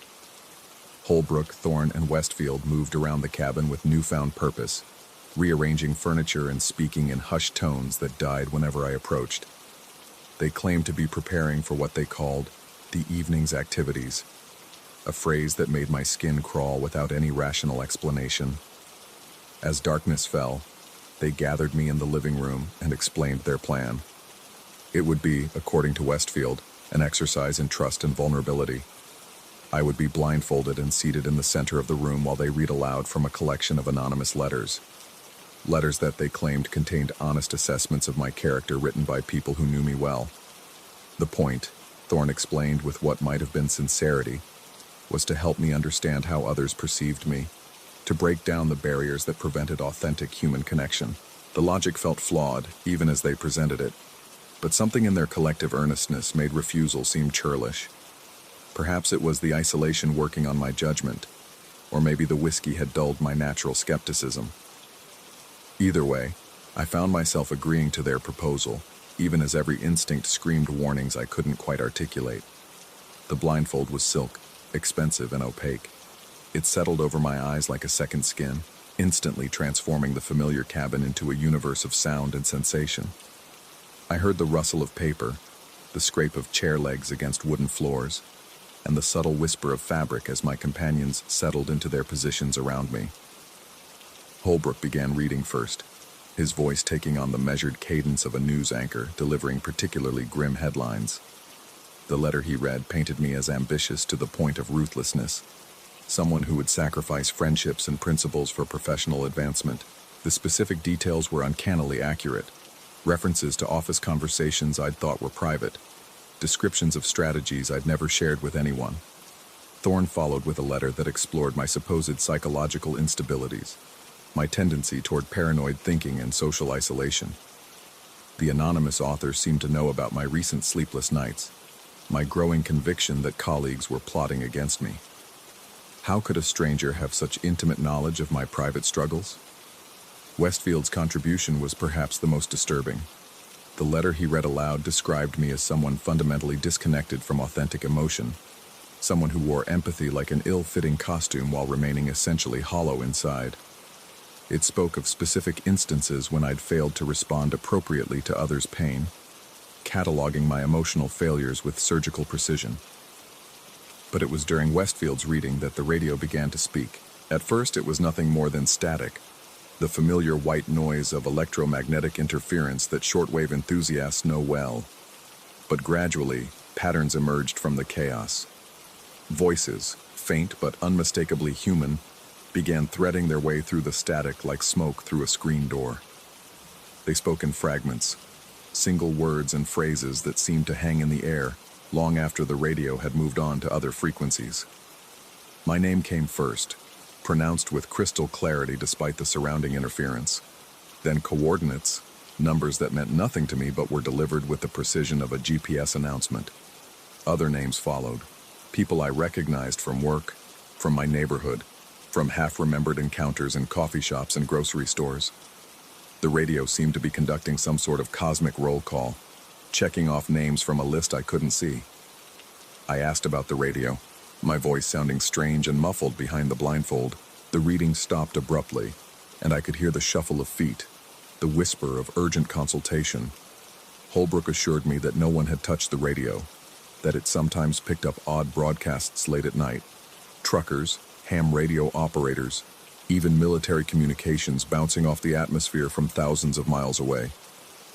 But the explanation felt hollow, rehearsed, and the radio continued its strange litany, cycling through names and numbers with mechanical persistence. Some of the coordinates it announced were frighteningly specific, accompanied by what sounded like elevation readings and compass bearings. Was it possible that someone was using the radio to communicate? If so, who was listening? The letters continued, each one more invasive than the last. They described intimate details of my life that I'd never shared with anyone. Childhood fears, recurring dreams, the specific texture of loneliness that woke me at 3 in the morning. How could anonymous strangers know such things? Unless, of course, they weren't strangers at all. It was then that the radio began broadcasting my location. Not just the general area, Vermont's Northeast Kingdom, but precise coordinates that could only refer to this specific cabin. The voice emerging from the static spoke our exact position with military accuracy, followed by what sounded like tactical information. Number of occupants, available exits, visibility conditions, duration of current operation, current operation. The phrase echoed in my mind as I realized that whatever was happening here had been planned far in advance. The invitation, the isolated location, the absence of communication with the outside world, it all felt suddenly deliberate, designed. But designed for what purpose? I reached for the blindfold, my fingers trembling as they found the silk knot behind my head. Holbrook's voice rose in protest, claiming that removing the blindfold would invalidate the exercise. But I was beyond caring about their rules. The fabric fell away from my eyes like a shed skin, and I blinked in the sudden firelight. The scene that greeted me was wrong in ways I couldn't immediately process. The furniture had been moved while I sat blindfolded, rearranged into a configuration that made no logical sense. Chairs were stacked atop tables, creating towering sculptures that blocked the front windows. The couch had been dragged across the main entrance, its bulk forming an effective barricade. Even the smaller pieces, lamps, side tables, decorative objects, had been repositioned to create obstacles and dead ends throughout the room. Only one exit remained unobstructed, the back door that led to the wraparound porch and beyond that, to the forest. It stood open to the night air, revealing a rectangle of deeper darkness that seemed to pulse with its own malevolent rhythm. Cool air flowed through the opening, carrying scents of pine needles and damp earth. And in that darkness, 3 points of light waited with predatory patience. Flashlights, I realized, held by figures I couldn't quite make out. They stood motionless among the trees, their beams pointed downward to create pools of illumination that revealed nothing but forest floor. But something about their positioning suggested coordination, as if they were part of a larger plan that was only now reaching its crucial phase.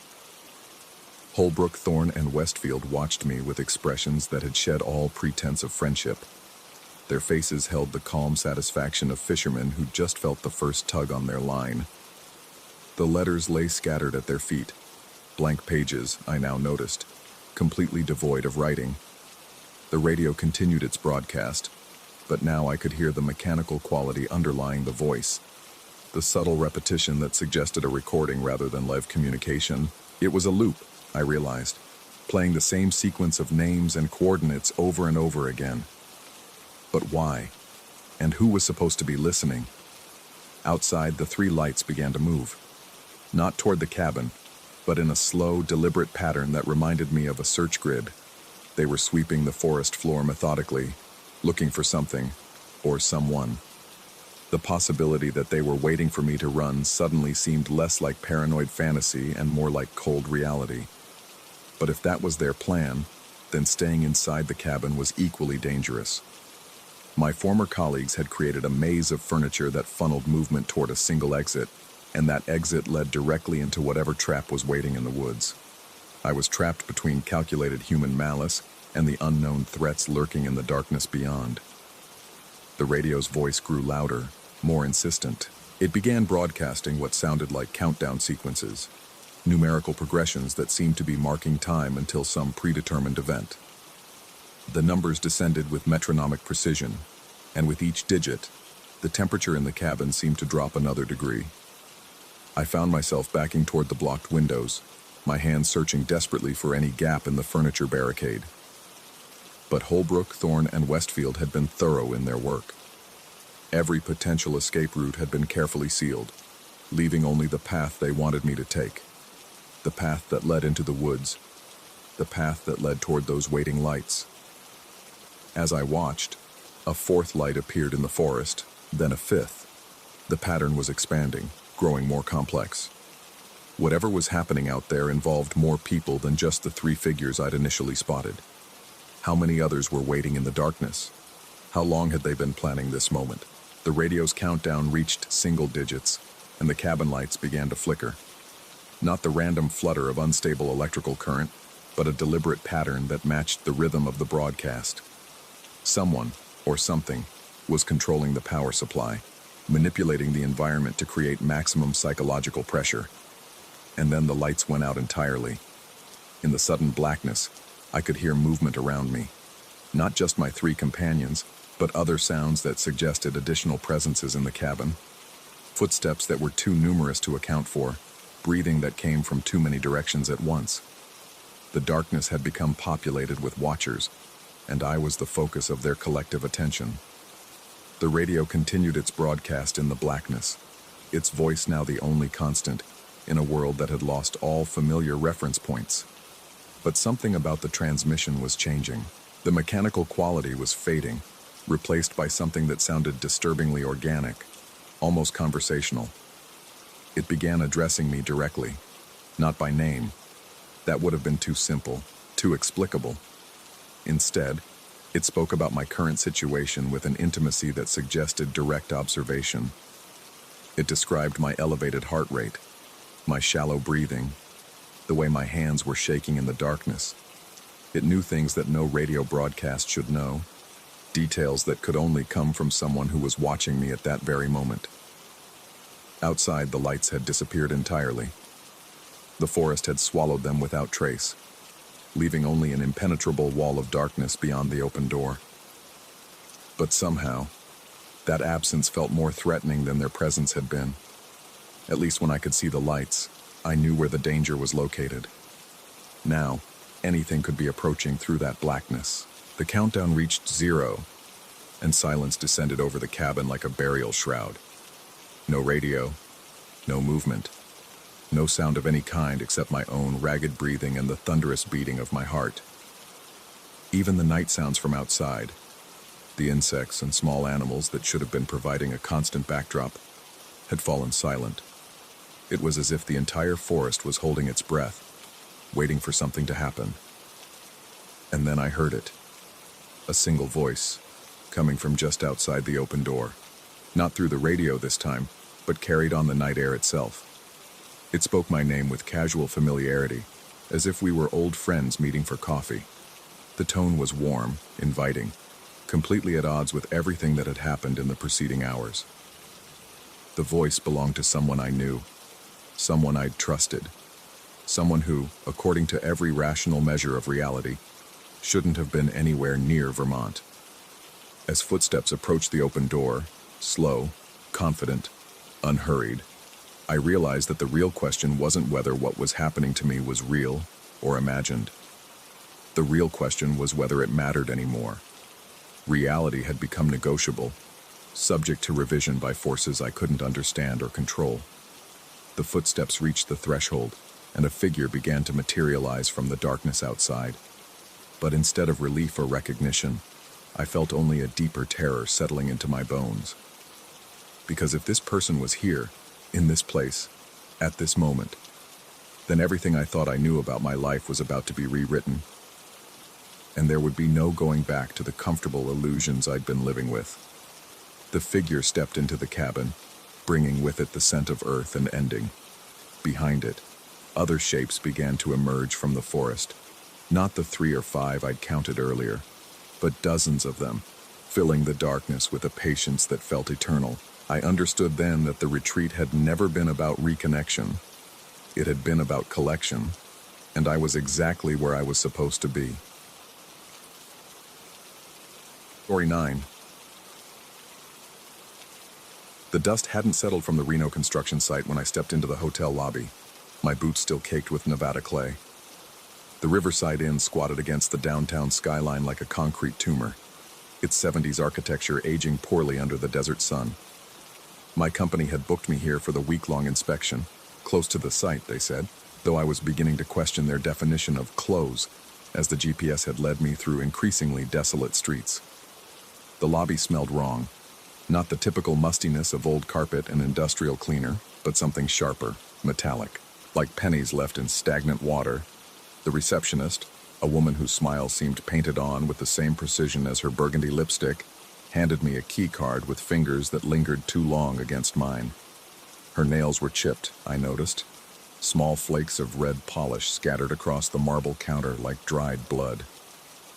Room 847, 8th floor. The elevator groaned upward with mechanical reluctance, each floor number lighting up in that sickly amber that made everything look jaundiced. But when I reached my room, the card wouldn't work. The red light blinked mockingly at me 3 times, then nothing. I tried again. Same result. The hallway stretched in both directions, doors identical except for their brass numbers, all slightly tarnished, all slightly askew. By the time I made it back downstairs, my shirt was damp with sweat that had nothing to do with the Nevada heat. The woman at the desk had vanished, replaced by a younger man whose eyes never quite met mine when he mumbled something about system issues and try again later. The suggestion to grab a drink at the bar came with a gesture toward a dimly lit space adjacent to the lobby, where amber light spilled through a doorway like honey through a crack. The bar existed in permanent twilight. No windows, just dark wood paneling that absorbed light rather than reflecting it. The air conditioning hummed with an irregular rhythm that made me think of labored breathing. I claimed a stool at the far end, away from the handful of other patrons scattered throughout the room like forgotten chess pieces. That's when I noticed them. The backpacks first, identical navy canvas bags with bright yellow reflective tape running across the top flap. 3 of them, maybe 4, positioned beside different tables with military precision. The tape caught what little light there was and threw it back in sharp, almost aggressive flashes. Construction workers, I told myself. Makes sense. We were all here for the same reason, weren't we? But construction workers don't typically wear their hard hats in hotel bars. The man approached before I could process this observation fully. White hard hat gleaming under the bar's amber lights. Work clothes too clean for someone who'd spent the day on a construction site. His smile stretched too wide, revealing teeth that seemed too numerous, like a shark's mouth crammed into human proportions. From his back pocket, he produced 3 key cards. Not 1, not 2, but exactly 3. He laid them on the bar in a perfect line, each card identical to the others, each bearing the Riverside Inn logo. The plastic reflected the light from those damned backpack stripes, creating small lightning bolts of yellow across their surfaces. He slid one toward me without speaking, that smile never wavering. Up close, I could see that his hard hat wasn't just clean, it was pristine. Factory new. The kind of pristine that suggested it had never seen actual work, never been scuffed by real labor or marked by the honest wear of a construction site.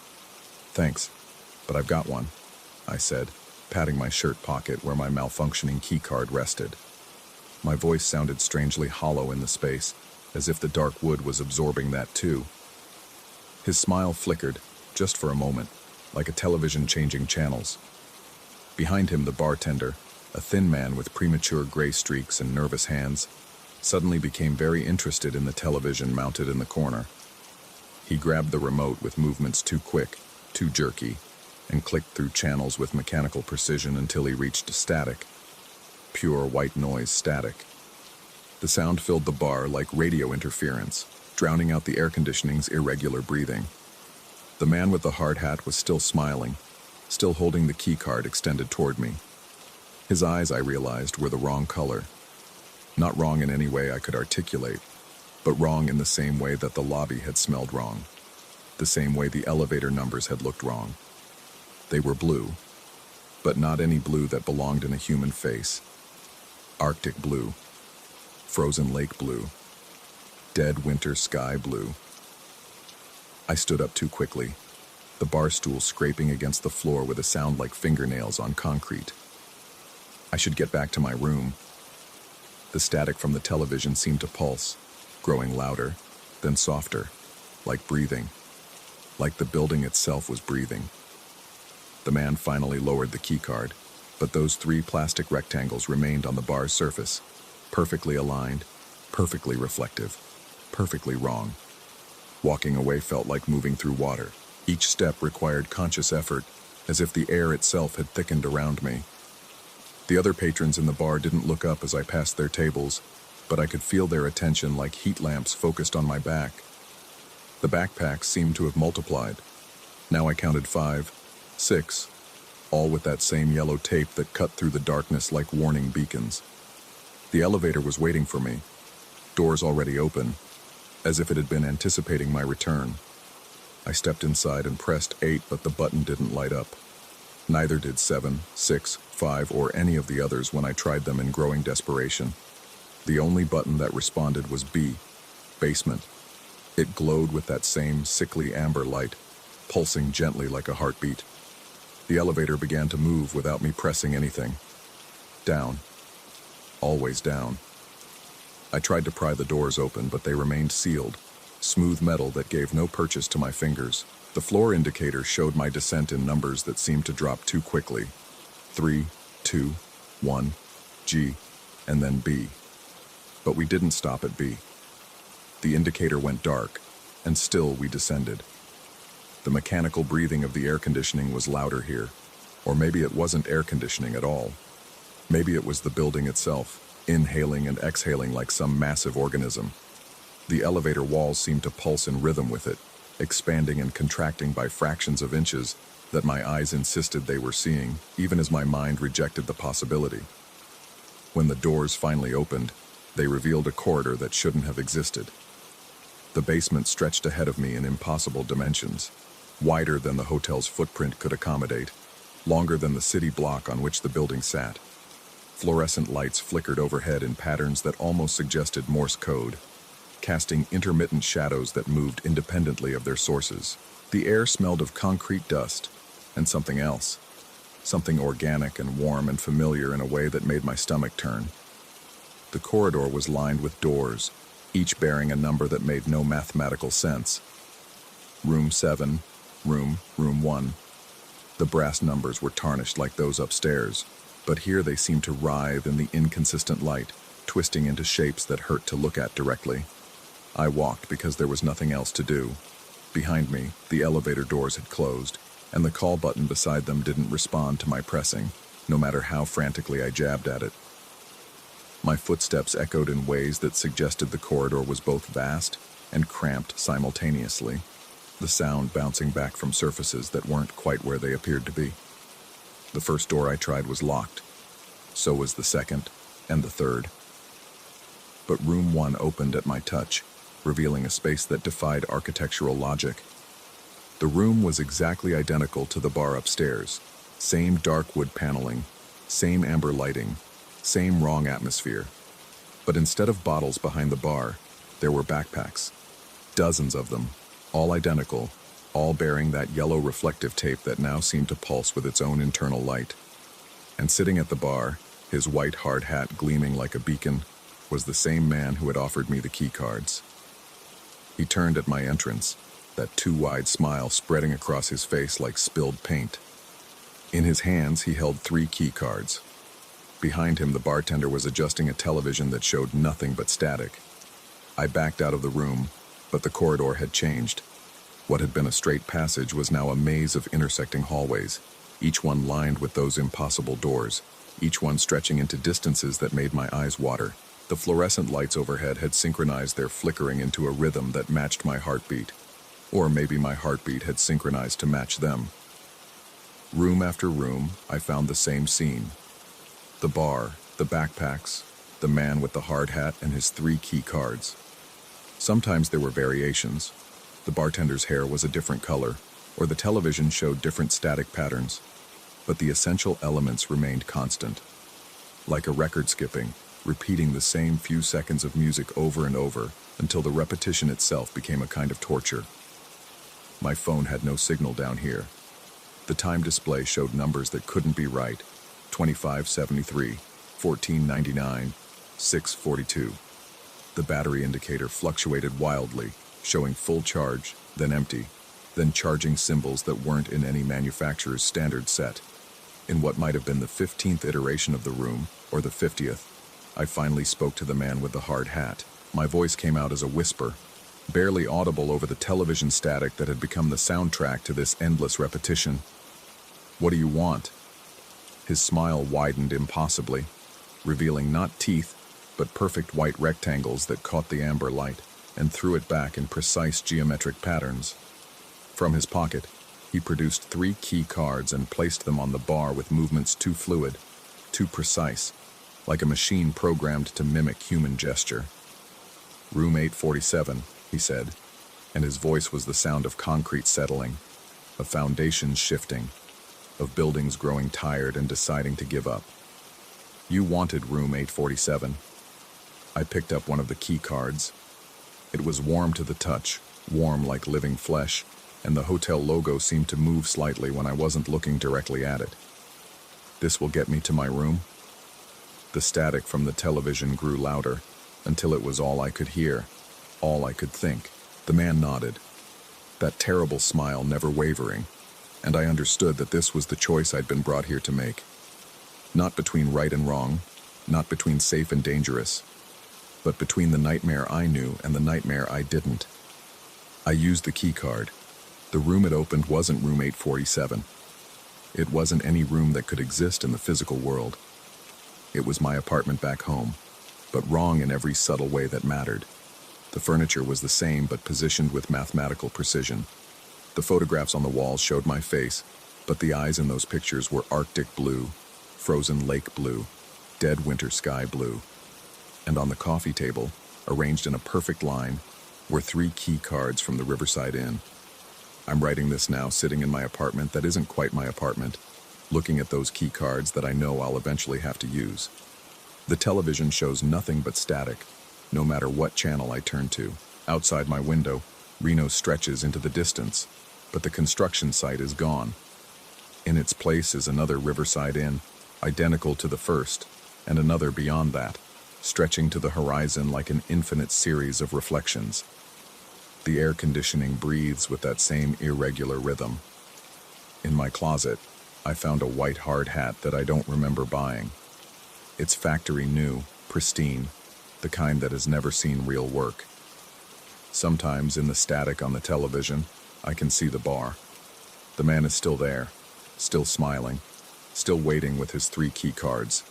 And sometimes, just sometimes, I think I can see myself sitting across from him, accepting what he offers, starting the whole sequence again.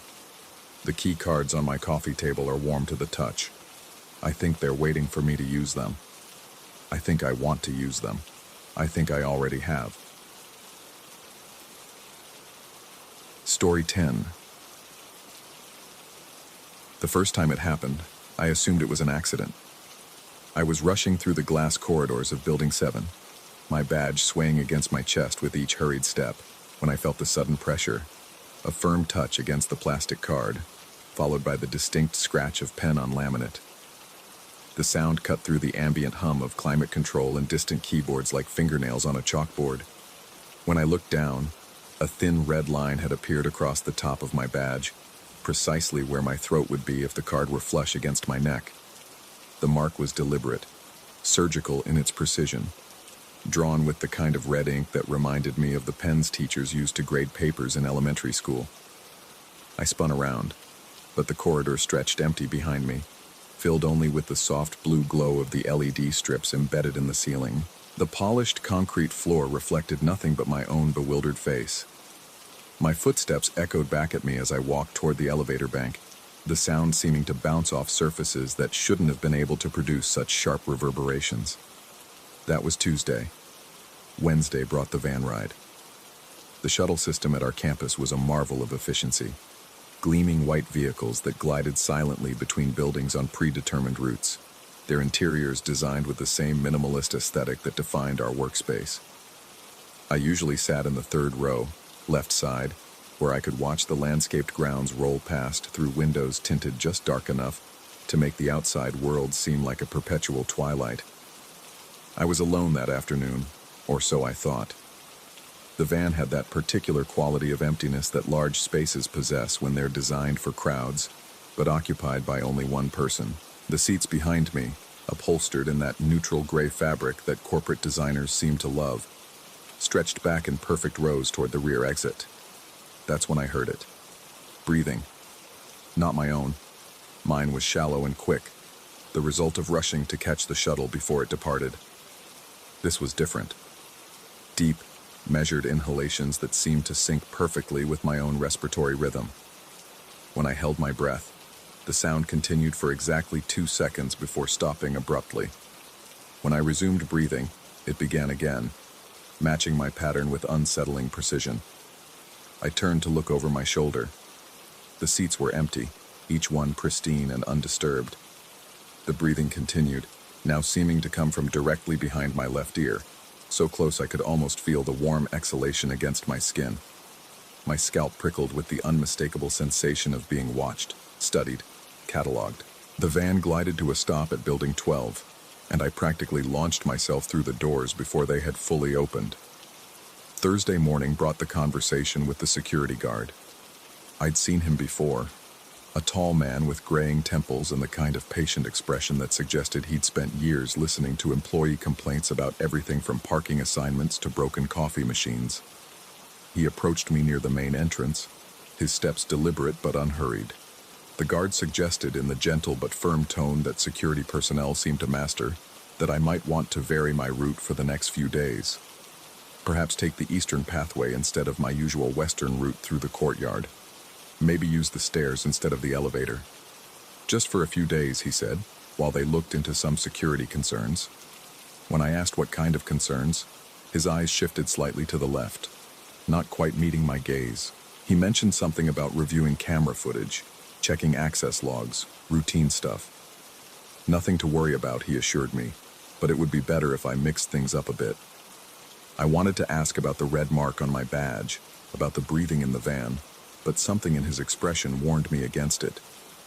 There was a careful neutrality there, the kind of professional mask that suggested he already knew more than he was saying.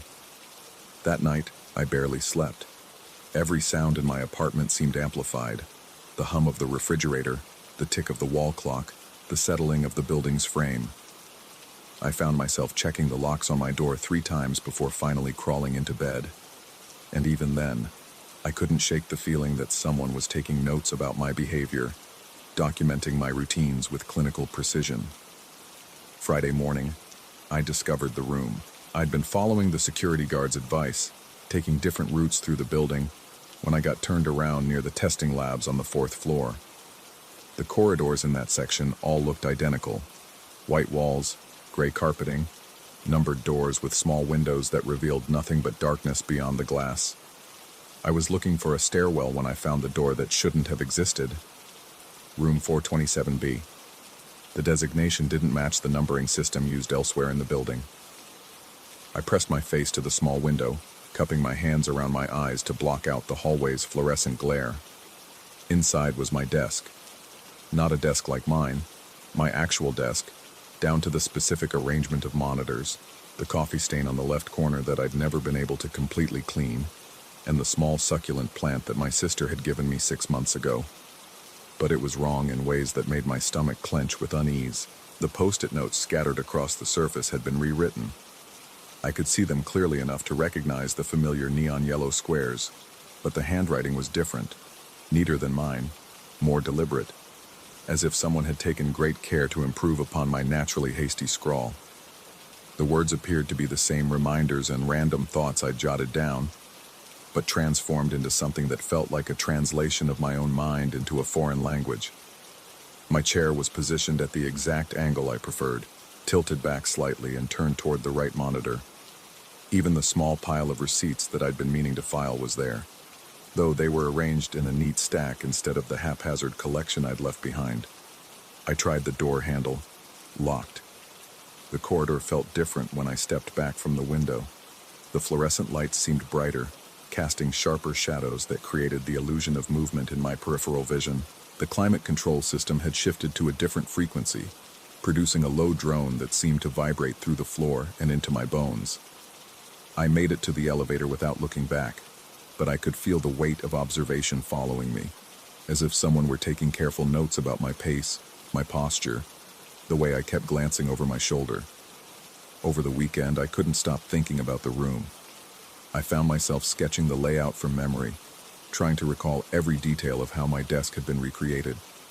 The exercise felt compulsive, necessary, as if documenting what I'd seen might somehow make it less real or more explainable. But the drawings only raised more questions. How had someone gained access to my workspace?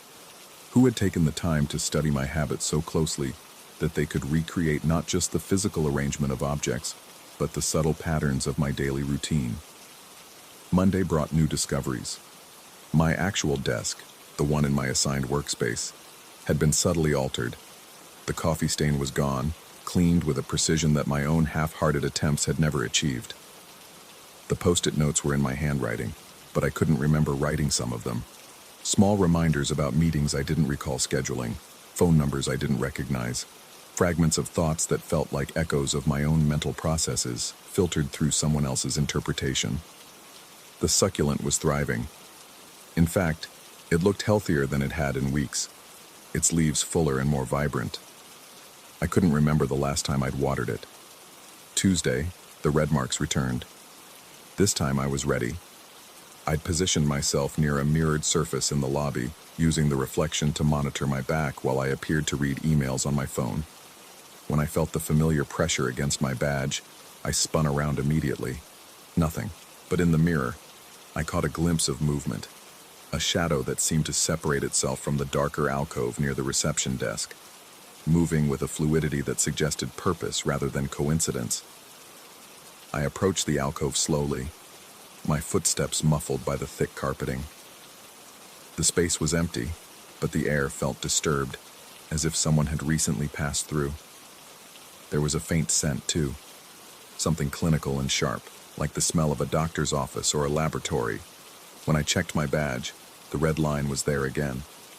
This time, it had been joined by a second mark, parallel to the first, creating the impression of a precise measurement or marking system. Wednesday's van ride was different. I deliberately chose a seat in the back row, positioning myself where I could observe the entire interior. The vehicle filled with the usual collection of employees, engineers, designers, project managers, all absorbed in their phones or tablets, all maintaining the polite distance that characterized most workplace interactions. As the van began to move, I noticed him. A man in a gray suit seated 3 rows ahead who seemed to be breathing in perfect synchronization with my own rhythm. When I held my breath, he stopped. When I resumed, he matched my pattern exactly. His shoulders rose and fell with mechanical precision, never varying from the cadence I set. I changed my breathing pattern deliberately, shorter inhalations, longer exhalations, irregular pauses. He adjusted immediately, his movements tracking mine with the accuracy of a metronome following a conductor. When the van stopped at Building 12, he didn't get off. Neither did I. We continued the circuit, his breathing maintaining its eerie synchronization with mine, while other passengers came and went around us. I never saw his face clearly, just the back of his head, the gray fabric of his jacket, the unnaturally steady movement of his shoulders. At Building 7, I finally stood to leave.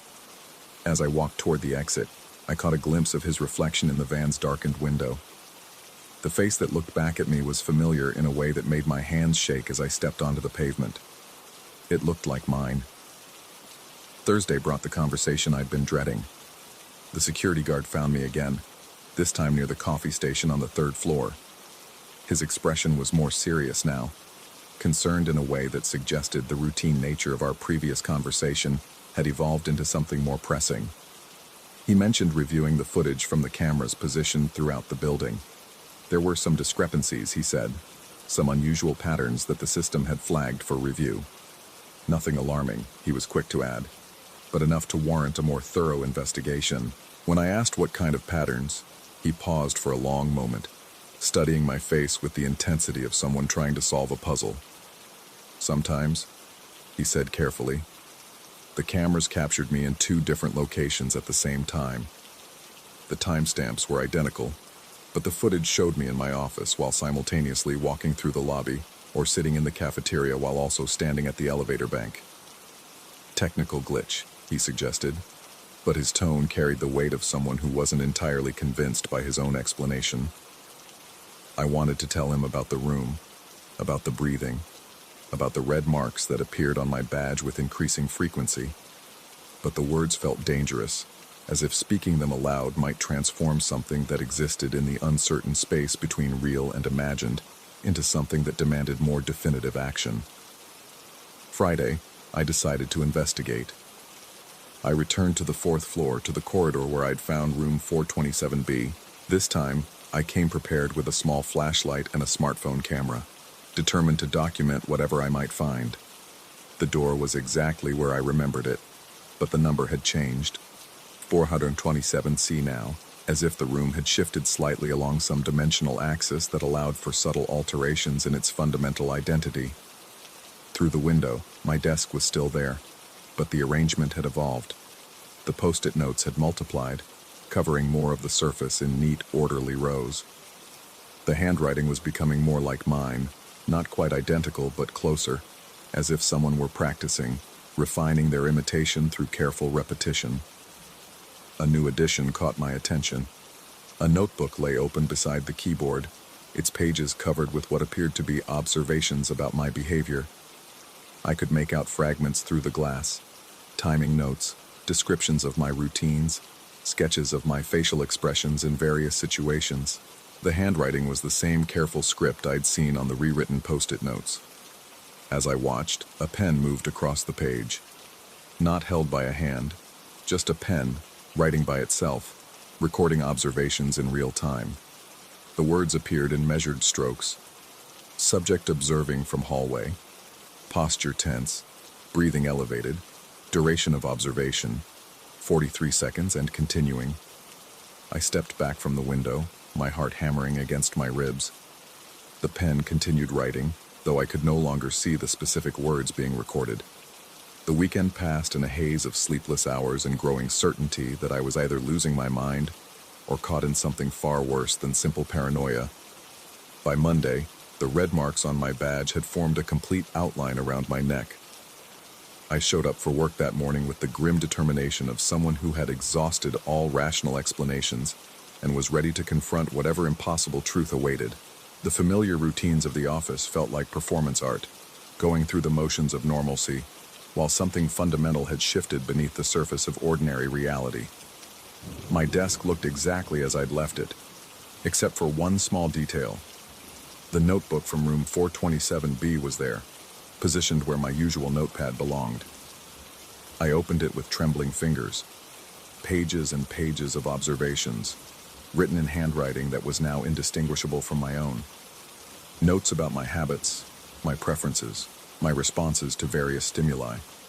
Detailed analyses of my speech patterns, my gait, my unconscious gestures, and on the final written page, a single sentence that made my vision blur with vertigo. Integration process, 94% complete. Final adjustments pending. I closed the notebook and looked around the office. Everyone seemed normal, typing, talking on phones, attending meetings. But now I noticed the subtle wrongness that had been building for weeks. Conversations that stopped too abruptly when I passed. Glances that lingered a fraction too long. Smiles that didn't quite reach the eyes. The van ride home that evening was the longest 20 minutes of my life. I sat in my usual seat, hyper-aware of every breath, every heartbeat, every involuntary movement. Behind me, I could hear the soft scratch of a pen moving across paper, recording, documenting, preparing. When I got home, I found the mail waiting in my usual spot on the kitchen counter. Bills, advertisements, and a single envelope with my name written in familiar handwriting. Inside was a photograph of myself, taken from behind while I sat at my desk. On the back, someone had written a single word in red ink. Ready.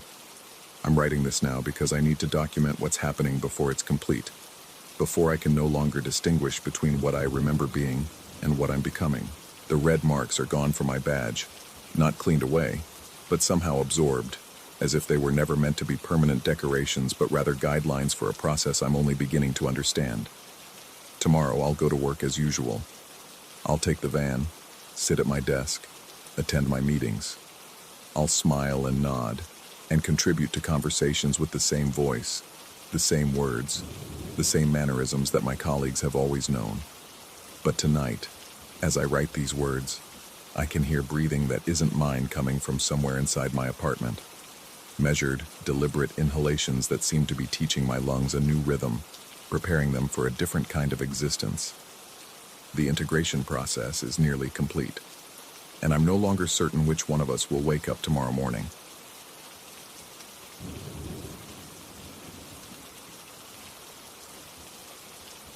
Story 11.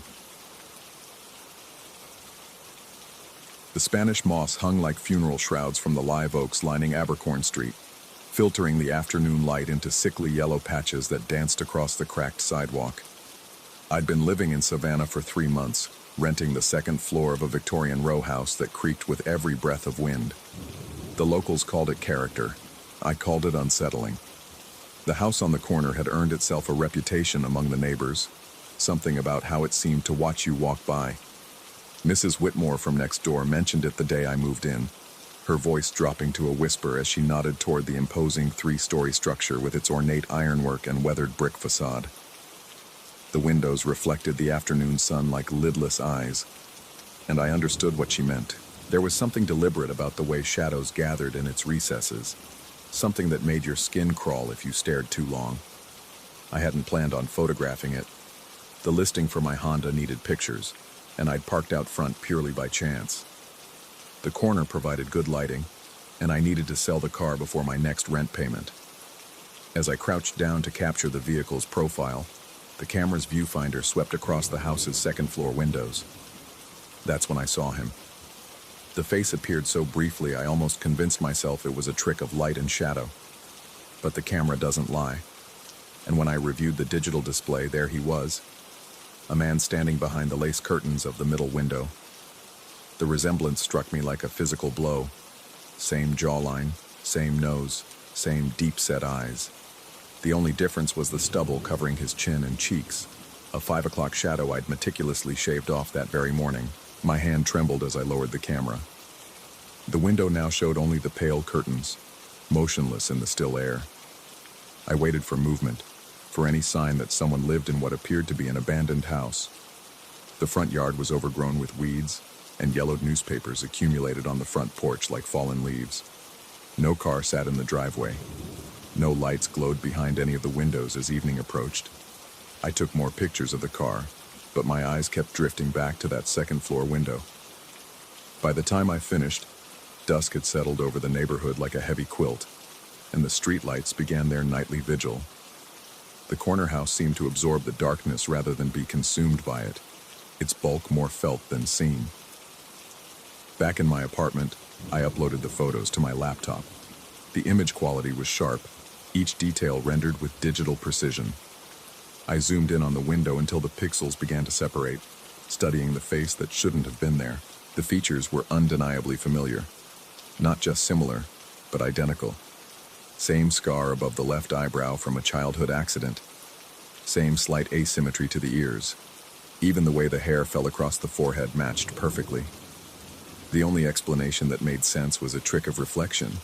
Perhaps my own image somehow bounced back from the glass. But the angle was wrong, and the stubble remained inexplicable.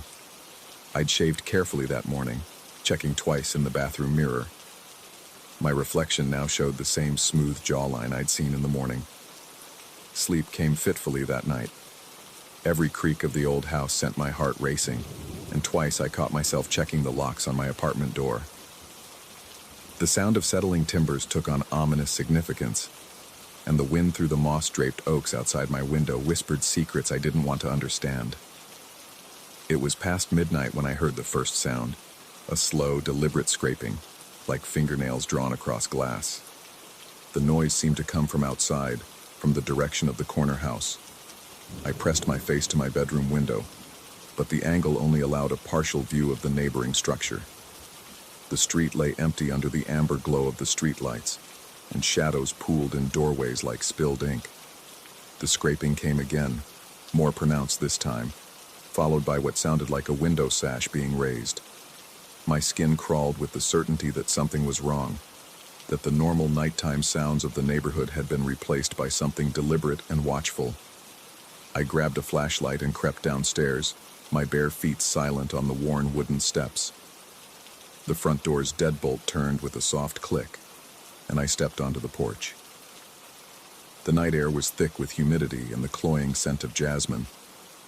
Crickets chirped in the distance, but the immediate area around the corner house seemed strangely quiet, as if even the insects sensed something amiss.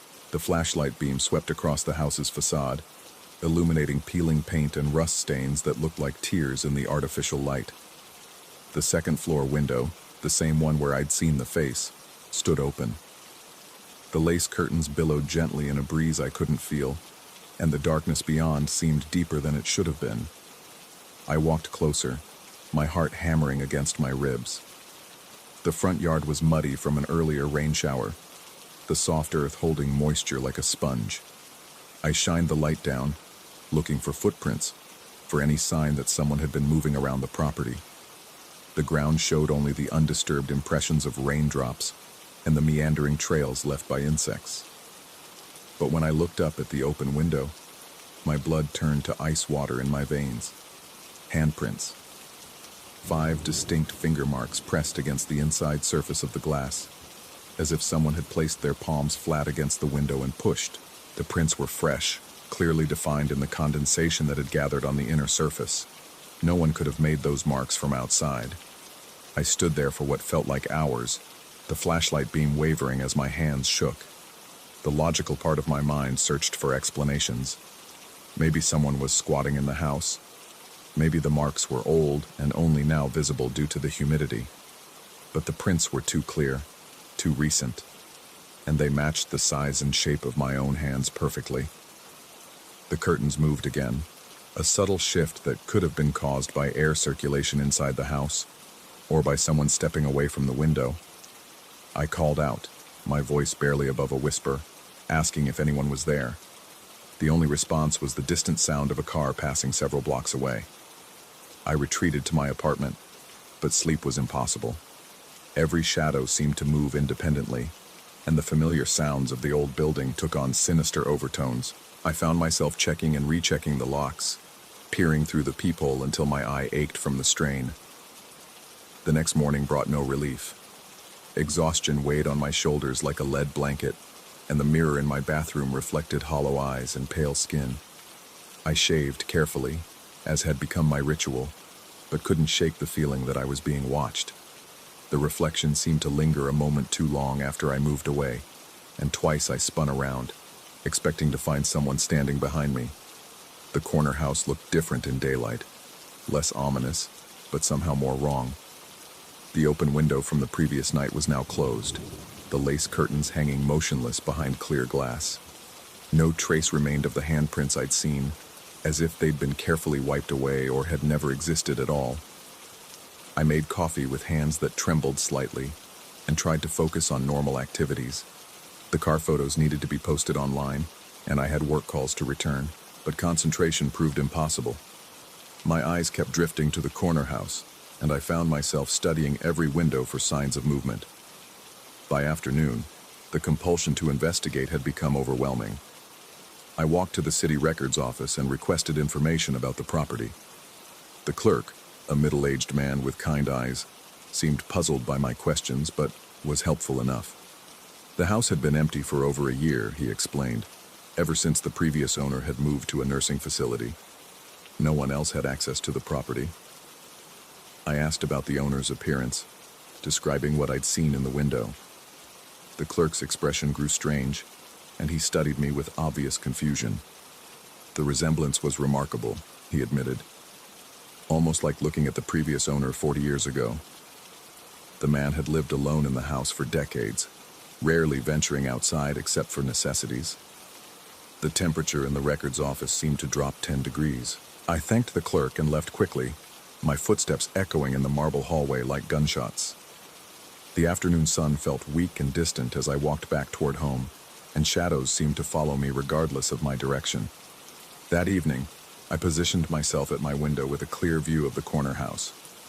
The sun set behind a bank of clouds, painting the sky in shades of rust and gold that reminded me of dried blood. As darkness gathered, I watched the house settle into its nighttime vigil. No lights appeared in any of the windows. No movement disturbed the stillness. But at 11:47 p.m., I heard the scraping again. This time I was ready. The flashlight was charged, and I'd left my apartment door unlocked for quick access. I crept down the stairs and out onto the porch, my bare feet silent on the wooden boards. The night was cooler than the previous evening, and goosebumps rose along my arms as I approached the corner house. The second-floor window stood open again, the curtains moving in a breeze that touched nothing else. I aimed the flashlight beam at the glass, and my heart nearly stopped. New handprints covered the inside surface. Not just one set, but dozens. They overlapped and intersected like a desperate message written in condensation and finger oils. Some were clear and distinct, while others appeared smeared, as if the person making them had been moving frantically. But it was the final detail that sent me stumbling backward, nearly dropping the flashlight. Among the chaotic pattern of handprints, words had been traced in the condensation. The letters were barely visible, written in what appeared to be fingertip impressions on the glass. "Get out, get out, get out." I ran back to my apartment, slamming the door behind me and throwing every deadbolt and chain lock. My breathing came in short, painful gasps, and sweat poured down my face despite the cool night air. I pressed my back against the door and tried to make sense of what I'd seen. The words could have been written by anyone, but the handprints were another matter entirely. They matched my hands perfectly, not just in size, but in the distinctive patterns of lines and whorls. I pressed my palms against my apartment window and compared the prints. The match was exact, down to the small scar on my right palm from a childhood accident. Hours passed before I worked up the courage to look outside again. Dawn was breaking over the neighborhood, painting the sky in pale yellow and pink. The corner house sat quietly in the growing light, its windows reflecting the sunrise like blank eyes. The second-floor window was closed once again, and no trace remained of the handprints or the desperate message. I called in sick to work and spent the day researching the property's history. Online records revealed a pattern stretching back over a century. Single men, living alone, staying for decades before disappearing or dying under mysterious circumstances. The descriptions of the previous residents were eerily similar. Same height, same build, same facial features described in obituaries and police reports. The most recent owner had lived in the house for 37 years before being found wandering the streets in a state of confusion, claiming that someone else was living in his home. He'd been placed in a psychiatric facility and died there 6 months later, still insisting that his house had been stolen by an imposter. As the sun set on my second sleepless night, I made a decision. I would enter the house and confront whatever was happening. The not knowing was worse than any truth I might discover. I gathered a flashlight, a crowbar from my toolbox, and what remained of my courage. The front door of the corner house was locked, but the crowbar made quick work of the ancient deadbolt. The door swung open with a prolonged groan, revealing a hallway that stretched back into impenetrable darkness. The air inside was stale and thick, carrying the scent of dust and something else, something organic and unpleasant. My flashlight beam revealed a staircase leading to the second floor, its banister worn smooth by decades of hands. Family photographs lined the walls, their glass darkened by age and grime. As I climbed the steps, each one creaking under my weight, I noticed that the faces in the photographs all looked familiar. Different time periods, different clothing styles, but the same features repeated in frame after frame. The second-floor hallway was narrow and oppressive, with doorways leading to rooms that gaped like open mouths in the darkness. I found the middle room, the one with the window where I'd seen the face. The door stood slightly ajar, and a thin line of pale light seeped through the crack. I pushed the door open and stepped inside. The room was furnished as a bedroom, but everything was covered in a thick layer of dust except for one area near the window. Someone had been living here, sleeping in the bed using the dresser. Personal items were scattered across the surface. A razor, shaving cream, aftershave, the same brands I used. But it was the mirror above the dresser that made my knees buckle. My reflection stared back at me, but it was wrong. The face in the mirror wore a heavy beard, wild and unkempt. The eyes were sunken and haunted, surrounded by dark circles that spoke of sleepless nights and growing madness. The clothes were mine, but torn and stained with substances I didn't want to identify. I reached up to touch my clean-shaven face. and the reflection mimicked the movement. But in the mirror, dirty fingernails scratched at a beard that wasn't there. I opened my mouth to speak, and the reflection opened its mouth as well, revealing teeth that were yellowed and cracked. Behind me, I heard the sound of footsteps in the hallway. Slow, deliberate steps that matched my own gait perfectly. I spun around, but the doorway stood empty. When I looked back at the mirror, my reflection was gone. The glass showed only the room behind me, empty and waiting. The footsteps grew closer. I grabbed the flashlight and ran from the room, down the hallway toward the stairs. Behind me, I heard my own voice calling out, asking who was there, demanding that I stop. The words echoed strangely in the narrow space, as if spoken through layers of glass and time. I reached the bottom of the stairs and ran for the front door, my heart pounding so hard I could taste copper in my mouth. The exit seemed impossibly far away, the hallway stretching longer with each step. Behind me, the footsteps gained ground, accompanied now by heavy breathing that sounded exactly like my own. I burst through the front door and into the cool night air, gasping and stumbling across the muddy yard. When I looked back, a figure stood silhouetted in the doorway, tall, thin, wearing clothes identical to mine. In the darkness, I couldn't make out the face, but I knew with absolute certainty that it would match my own. The figure raised one hand in what could have been a wave or a warning. Then it stepped back into the house, and the door swung shut with a sound like a sigh. I moved out of the neighborhood the next morning, packing my belongings with shaking hands and avoiding any glance toward the corner house. The landlord seemed relieved to see me go, mentioning that previous tenants in my apartment had often complained about feeling watched. But now, 3 states away, I've started noticing things.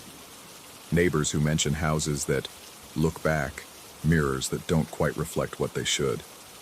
And sometimes, late at night, I hear the sound of windows scraping open in houses where no one else lives.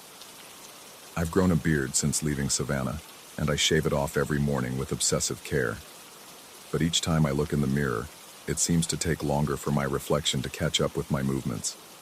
And sometimes, just for a moment, I see the wild, haunted eyes of someone who's been living in that corner house far longer than any human being should. The car photos are still on my phone, and sometimes I study that image of the face in the window. The resemblance is perfect, but I've started to notice other details. The way the shadows fall across the features, the angle of light through the glass, the expression in those familiar eyes that seems to be saying something I'm not ready to understand. I tell myself it was stress, isolation, the power of suggestion in an old city full of ghost stories and local legends. But every morning when I shave, I wonder if somewhere in Savannah, in a house that watches the street with patient eyes, someone else is standing in front of a mirror and seeing my face looking back at them. And I wonder how long it will be before I find myself standing in a window, watching someone else take pictures of their car, waiting for them to notice the face behind the curtains that looks exactly like their own.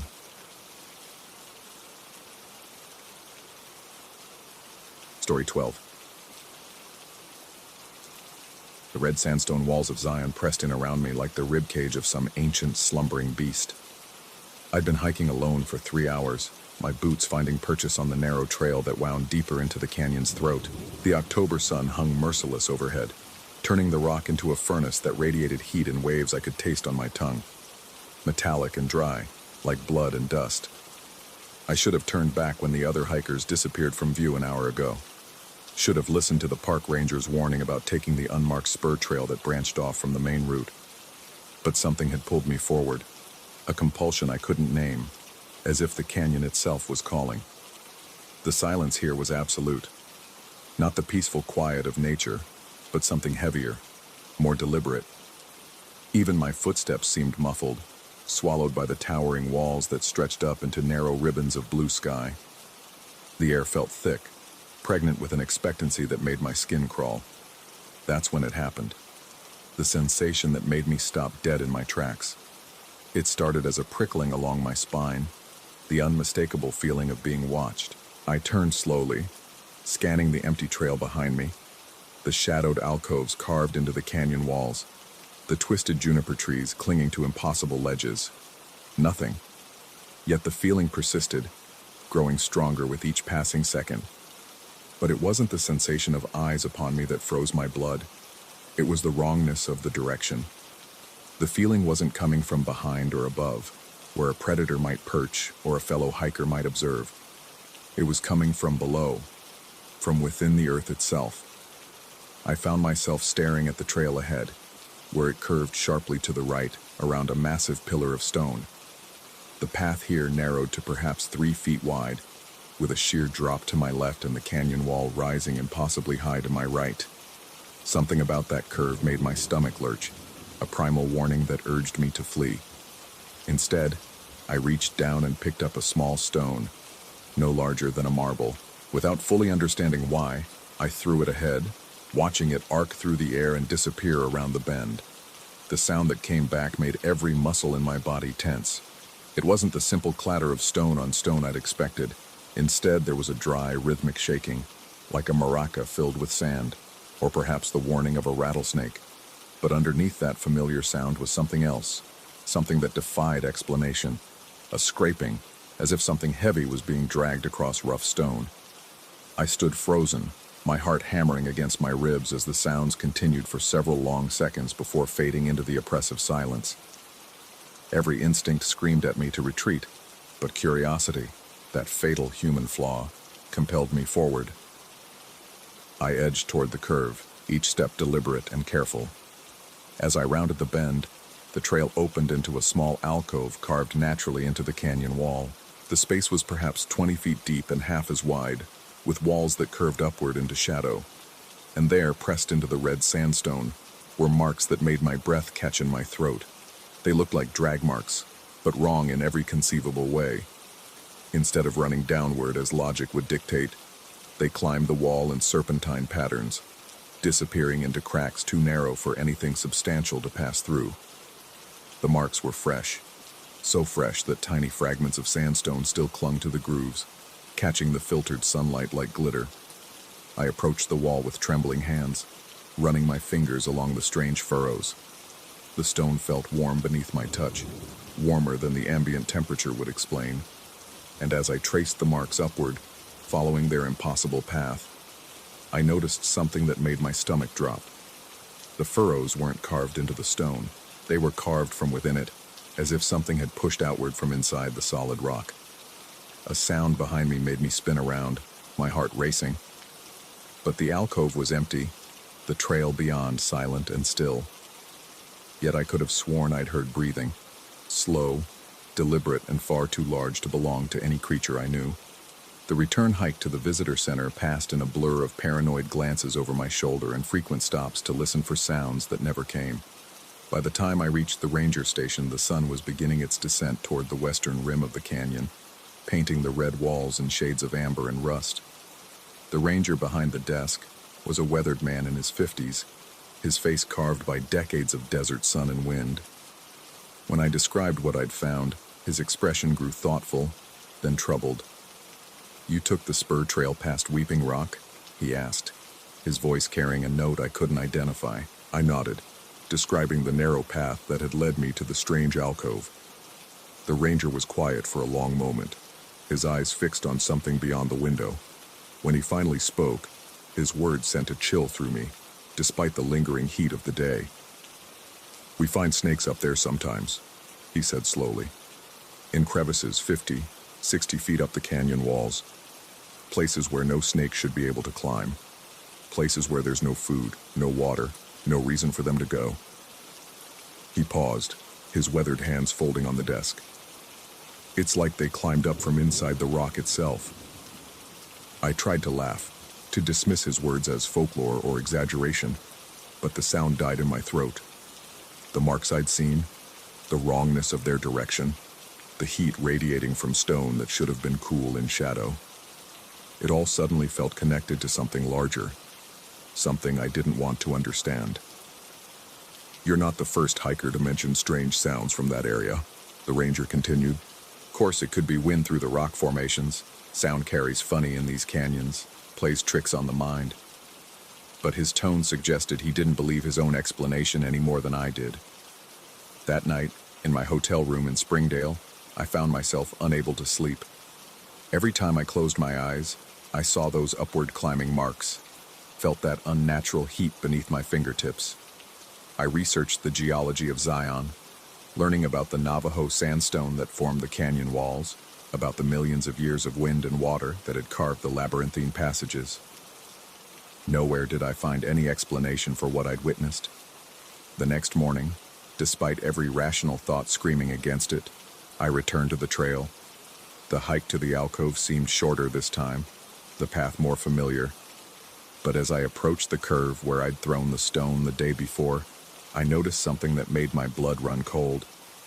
There were new marks in the dirt of the trail, not footprints. I was certain I was the only person who'd been here recently. These were different, stranger. Shallow furrows in the packed earth, as if something had scraped along the ground. And like the marks on the canyon wall, they led in an impossible direction. They led downward, disappearing into solid stone. I followed the marks to where they vanished into what appeared to be a seamless section of the trail. The sandstone here showed no cracks, no fissures large enough for even a pencil to pass through. Yet the furrows ended abruptly at this spot, as if whatever had made them had simply melted into the rock. Kneeling, I pressed my ear to the stone, feeling foolish but unable to resist. At first, there was nothing but the sound of my own breathing, my own pulse. But then, so faint I might have imagined it, I heard something else.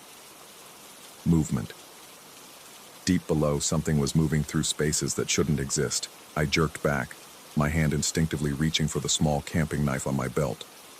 The motion was automatic, defensive, though what protection a 4-inch blade could offer against something that moved through solid rock was anyone's guess.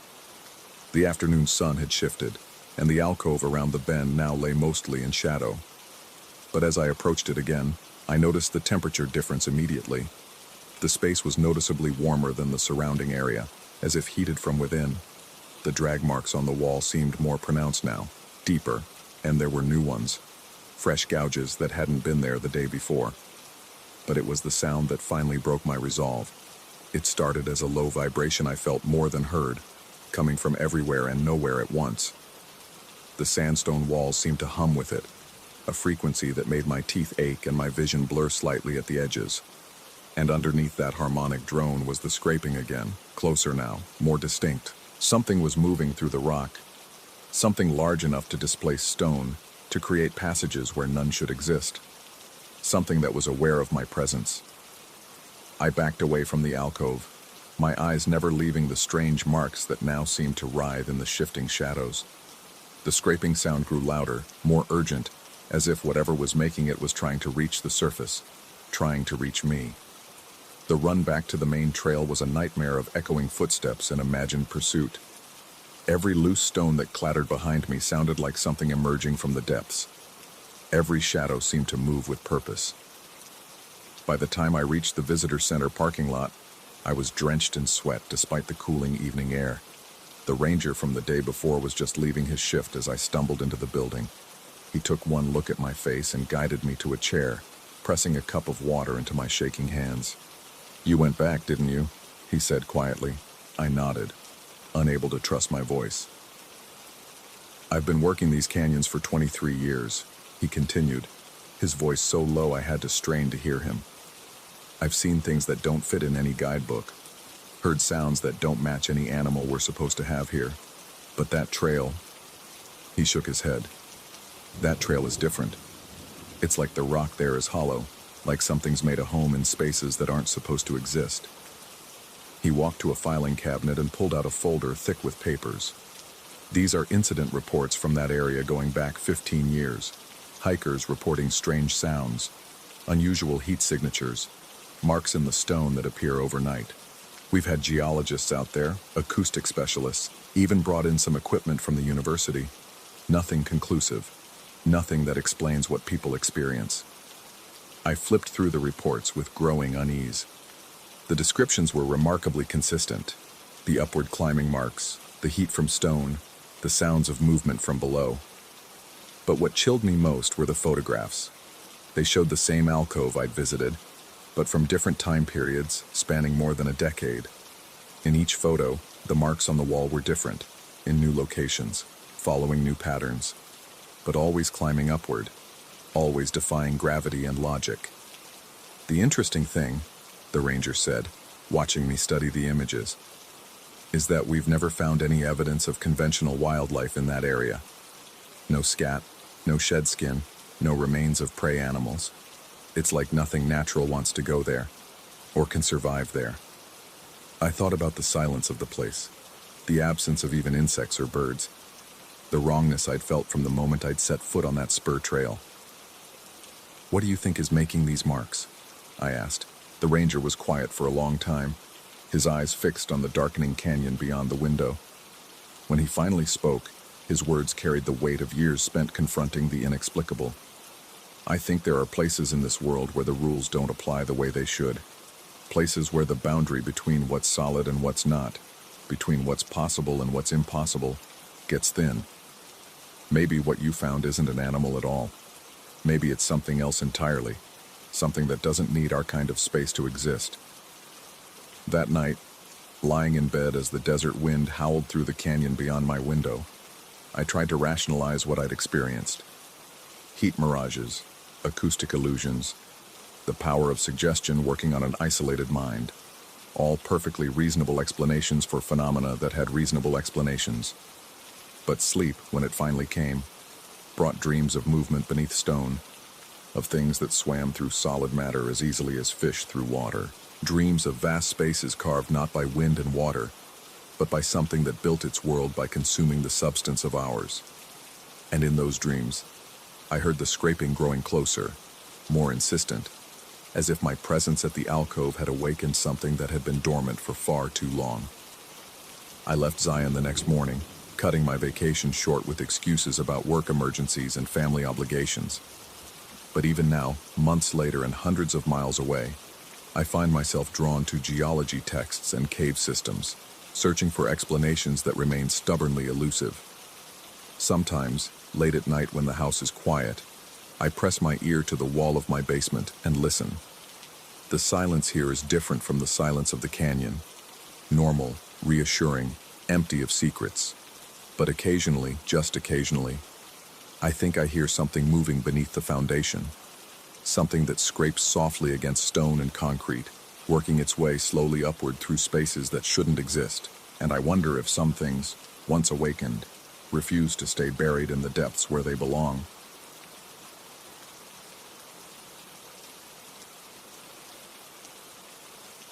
Story 13.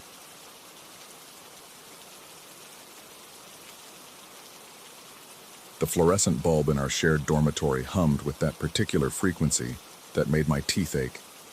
A sound I'd grown accustomed to during my third year at the Criminology Institute in Montreal. The November wind rattled our windows with skeletal fingers, and somewhere in the walls, the old building's heating system groaned like something trapped and dying. I was reviewing case files when he knocked. 3 measured taps, perfectly spaced, always 3.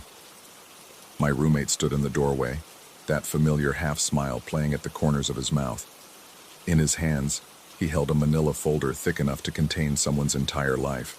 The overhead light cast strange shadows across his angular face, making his eyes appear deeper set than usual. "I have a proposition," he said, settling into the chair across from my desk without invitation. "A practical exercise, something that'll give us both an edge in behavioral analysis next semester." He slid the folder across the desk's scratched surface. The manila was worn at the edges, as if it had been handled countless times. There was no label, no identification mark of any kind. "What kind of exercise?" I asked, though something in my chest had already begun to tighten. "Routine surveillance." The professor mentioned how understanding patterns of behavior is crucial for criminal investigation. I thought we could practice, pick random subjects, follow them for 72 hours, document their habits, their routines, their vulnerabilities. The word hung in the air like smoke from a dying cigarette. I stared at the folder, noticing how his fingers drummed against the desk in a rhythm that seemed almost familiar. "You want us to stalk people?" "Study them," he corrected, his voice carrying that same measured cadence he used during our late-night conversations about criminal psychology. "Understand what makes them predictable, what makes them exposed." He gestured toward the folder with one pale finger. I've already started. Consider this a demonstration. The manila felt heavier than it should have when I picked it up. Inside were photographs, dozens of them. Black and white prints with timestamps in the corners. A figure walking across campus. The same figure entering the library. Sitting in the cafeteria. Standing at a bus stop. It took me a moment to recognize myself. My breath caught somewhere between my throat and my lungs. The photographs were recent. Some from yesterday, others from the past week. In each one, I was captured in perfect clarity while everything around me remained slightly blurred, as if the camera had been focused exclusively on me. This is, I began, but my voice emerged as little more than a whisper.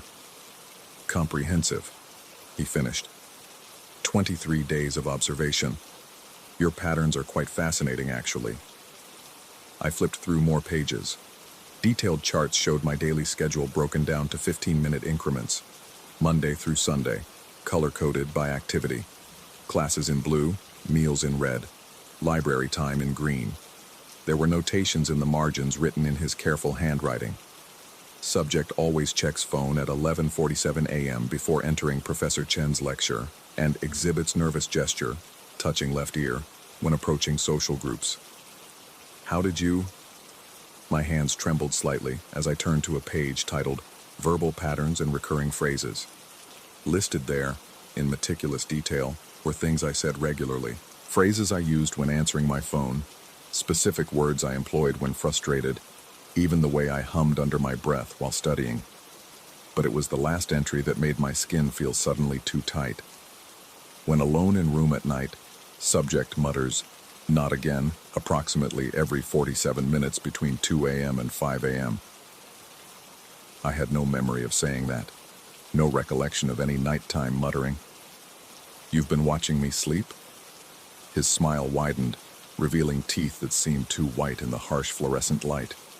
Observation is about dedication, about commitment to understanding the subject completely. The next section made my pulse quicken. Floor plans. Detailed architectural drawings of our dormitory room, complete with measurements and angles. Every piece of furniture was marked, every electrical outlet noted. But it was the yellow highlighting that made my mouth go dry. Areas marked as visual blind spots and camera-safe zones. Camera-safe? Every room has natural surveillance gaps, he explained, leaning forward. His breath smelled like winter mint and something else I couldn't identify. Places where someone could position themselves to observe without being detected, or where someone could position recording equipment.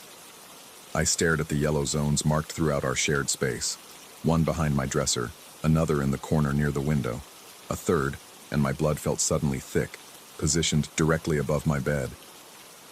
You've been recording me. Have I?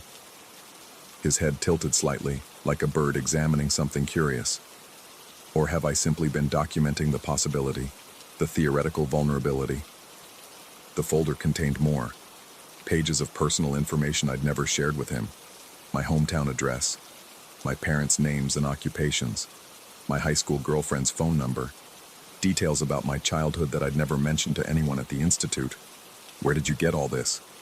Research is about thoroughness, about understanding not just what someone does, but why they do it. Who they were before they became who they are now. I felt exposed in a way that had nothing to do with the heating system's inconsistent performance. Every movement seemed suddenly deliberate, every gesture potentially observed and catalogued. I found myself touching my left ear, that nervous gesture he'd documented, and immediately stopped. This is invasion of privacy. This is illegal. Is it? He pulled out a small digital recorder and set it on the desk between us. Everything I've documented is observable from public spaces or through information freely available online. I haven't entered your personal space without permission. I haven't violated any laws. The recorder's red light blinked steadily, like a tiny electronic heartbeat. You're recording this conversation too. I'm documenting it. For our study. I stood abruptly, the chair scraping against the linoleum floor with a sound like fingernails on concrete. The room felt smaller suddenly, the walls closer together. Outside, the November wind had intensified, and somewhere in the building's infrastructure, a rhythmic tapping had begun. Metal expanding and contracting, or pipes settling, or something else entirely. This isn't a study. This is stalking. Stalking implies malicious intent. I'm simply observing patterns of behavior for academic purposes. He reached for the folder, but I pulled it back. The question is whether you're interested in conducting your own observational study, or if you prefer to remain the subject rather than the researcher. Something about the way he said subject made my skin crawl, like I was a specimen under examination. I want you to stop. Stop what, exactly? Stop being observant. Stop being thorough in my academic pursuits? His voice remained perfectly level, but something shifted in his eyes. Or stop noticing things you haven't yet noticed yourself. Before I could respond, he stood and moved toward the window. The darkness outside reflected our room back at us. Two figures in harsh fluorescent light, surrounded by the accumulated detritus of student life. But in the reflection, something seemed off. The proportions were wrong, or the angles, or maybe it was just the way the wind distorted the glass. "Tell me," he said without turning around, "have you been sleeping well lately?" The question caught me off guard. The truth was, I hadn't. For weeks, I'd been waking throughout the night with a persistent sense that something was wrong. Not dramatically wrong, just slightly off, like a painting hung at an imperceptible angle that nonetheless made an entire room feel uncomfortable. "I sleep fine." He turned back toward me, and for a moment his face was perfectly framed by the window's reflection, creating a disturbing double image. "Because according to my observations, you've been experiencing significant sleep disturbances, frequent wake-ups, periods of restlessness." "How could you possibly know that?" "Because I'm a good observer, because I pay attention to details others miss." He moved closer, and I noticed that his footsteps made no sound on the linoleum. "For instance, I've noticed that you always check the locks on our door before going to bed. Twice. Sometimes 3 times. I did do that." "When had that started?" "I've noticed that you've begun keeping your desk lamp on throughout the night, even though you never used to need ambient light for sleeping." That was also true. The complete darkness had started bothering me recently, though I couldn't pinpoint exactly when. "And I've noticed that you always wake up at exactly 4:06 a.m. Every single night. You lie still for approximately 30 seconds, listening, then settle back to sleep." My throat felt dry. "I don't remember waking up." Memory is unreliable, especially regarding sleep disruptions, but patterns don't lie. He sat back down, regarding me with that same analytical expression he wore during our criminal psychology seminars. "The question is what you're waking up to hear." The room felt impossibly quiet. Even the heating system's groaning had stopped. Outside, the wind had died down, leaving only the faint electrical hum of the fluorescent bulb above us. "I'm not hearing anything." "No? Nothing at all?" His smile returned, but it seemed different now, less friendly, more knowing. "Not even that sound in the corridor?" My pulse quickened. "What sound?" "The one that happens every night at 4:06 a.m. A soft scraping noise, like something being slowly dragged across the floor. It starts near the stairwell and moves down the hallway, stopping at different doors. Sometimes it stops at ours." I felt my hands clench involuntarily, because somewhere in the back of my mind I could almost remember that sound. Almost, like trying to recall a dream after waking. "You've been standing outside our door? Have I? Or have you simply been hearing someone, or something, that's already there?" The fluorescent bulb flickered, casting momentary shadows that seemed to move independently of their sources. In that brief dimness, his face appeared different. Older somehow, more angular. "Every night for the past 3 weeks," he continued. "That sound occurs at precisely 4:06 a.m. It moves methodically down the corridor, pausing at each room. But here's what's interesting. It only happens when you're scheduled to wake up." "Scheduled?" "According to your pattern, you wake up every night at 4:06, listen for exactly 30 seconds, then return to sleep, almost like you're expecting to hear something specific. The room felt smaller again. The walls seemed to press inward, and the air had taken on a strange thickness that made breathing difficult. I want to see your documentation of this sound. What makes you think I've documented it? You document everything. His laugh was soft, almost gentle. True, but some things resist documentation. Some things only exist when they're not being directly observed.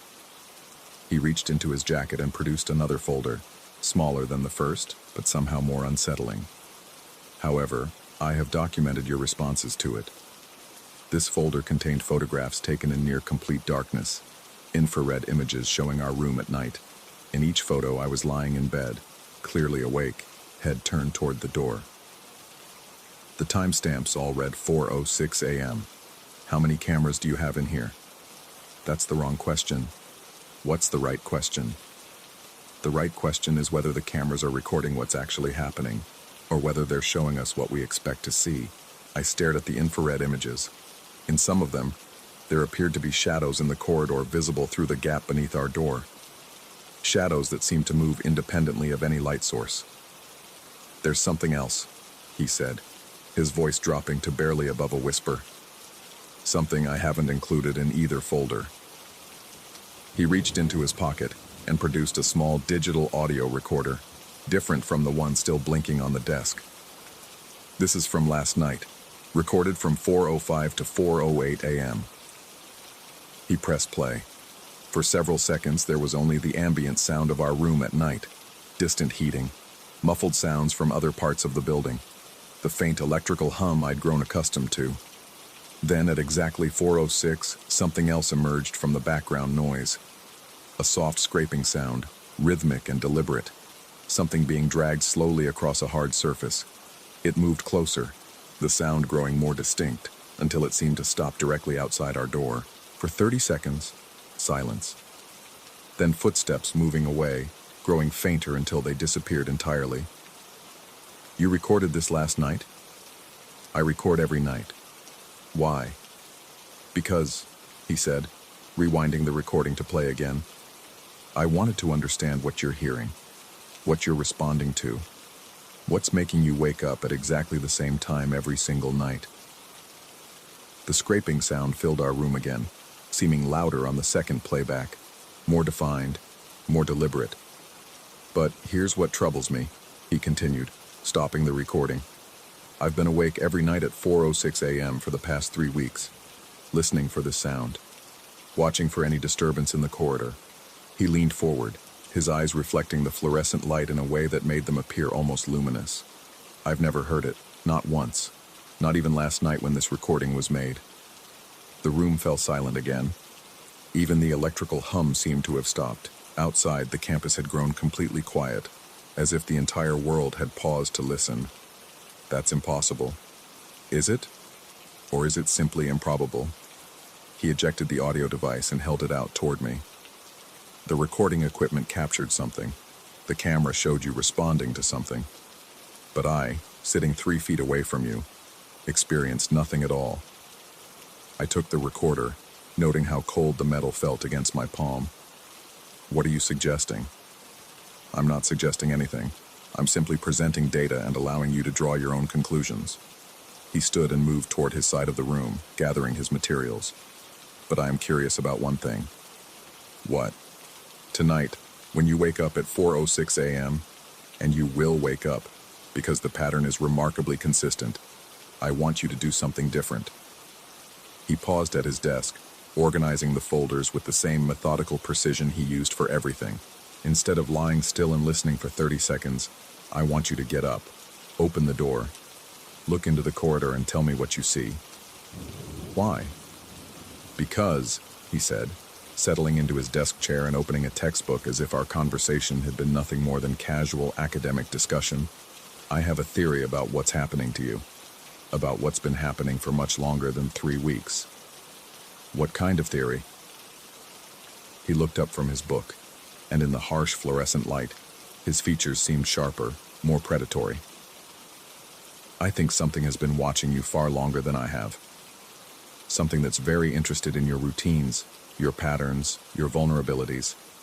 Something that's been studying you with the same thoroughness I've documented. My chest felt tight. That's ridiculous. Is it? You've been unconsciously modifying your behavior for weeks, checking locks multiple times, keeping lights on, waking up at the same time every night. These aren't random changes. They're adaptive responses to a perceived threat.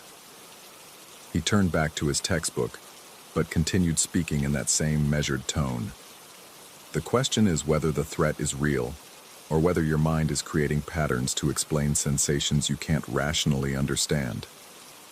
I stared at the recorder in my hand, then at the folders containing detailed documentation of my life. Everything felt surreal, like the boundaries between observation and invasion, between study and stalking, had become impossibly blurred. "Tonight," he said without looking up, "when you hear that sound, and you will hear it, remember that the most dangerous predators are the ones that make their prey feel like they're going crazy." The fluorescent bulb flickered again, and in that momentary darkness, I could have sworn I saw something move in the corridor outside our door. Just a shadow, just a shift in the ambient light, but my heart rate quickened nonetheless. When the light stabilized, he was watching me again, that knowing smile playing at his lips. "Sleep well," he said. "And remember, 4:06 a.m. Every night, like clockwork." Hours later, lying in bed with my desk lamp casting long shadows across the room, I found myself staring at the ceiling and waiting. My phone's digital display read 4:05 a.m., and despite every rational part of my mind insisting this was elaborate psychological manipulation, I could feel my heart rate increasing.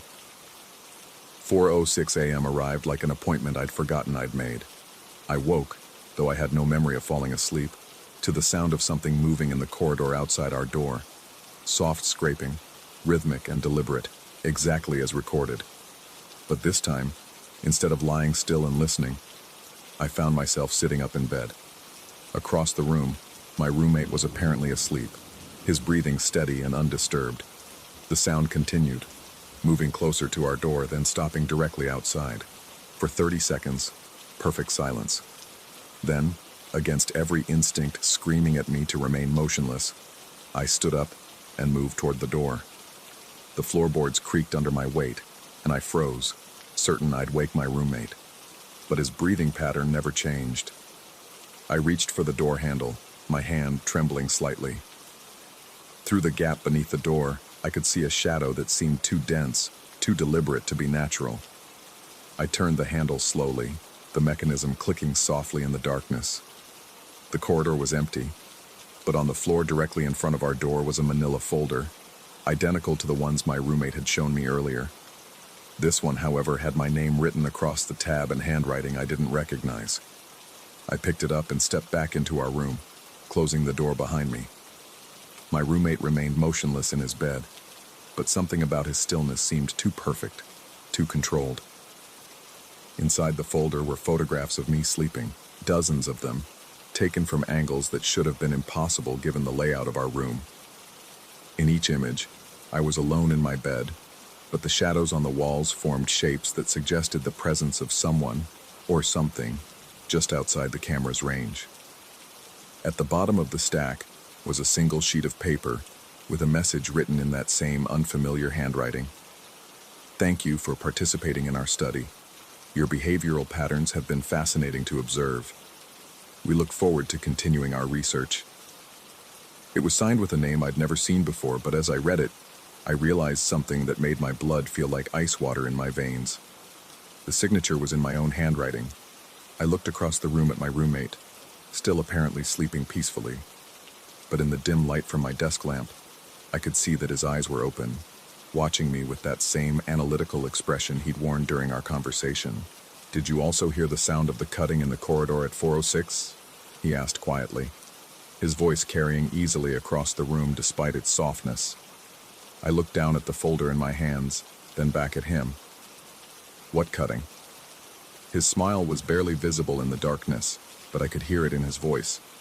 "Tomorrow night," he said, "we'll find out."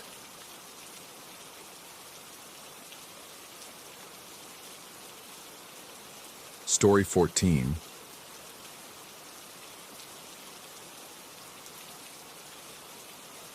The fog had rolled in thick that Tuesday night, transforming Golden Gate Park into something primordial and strange.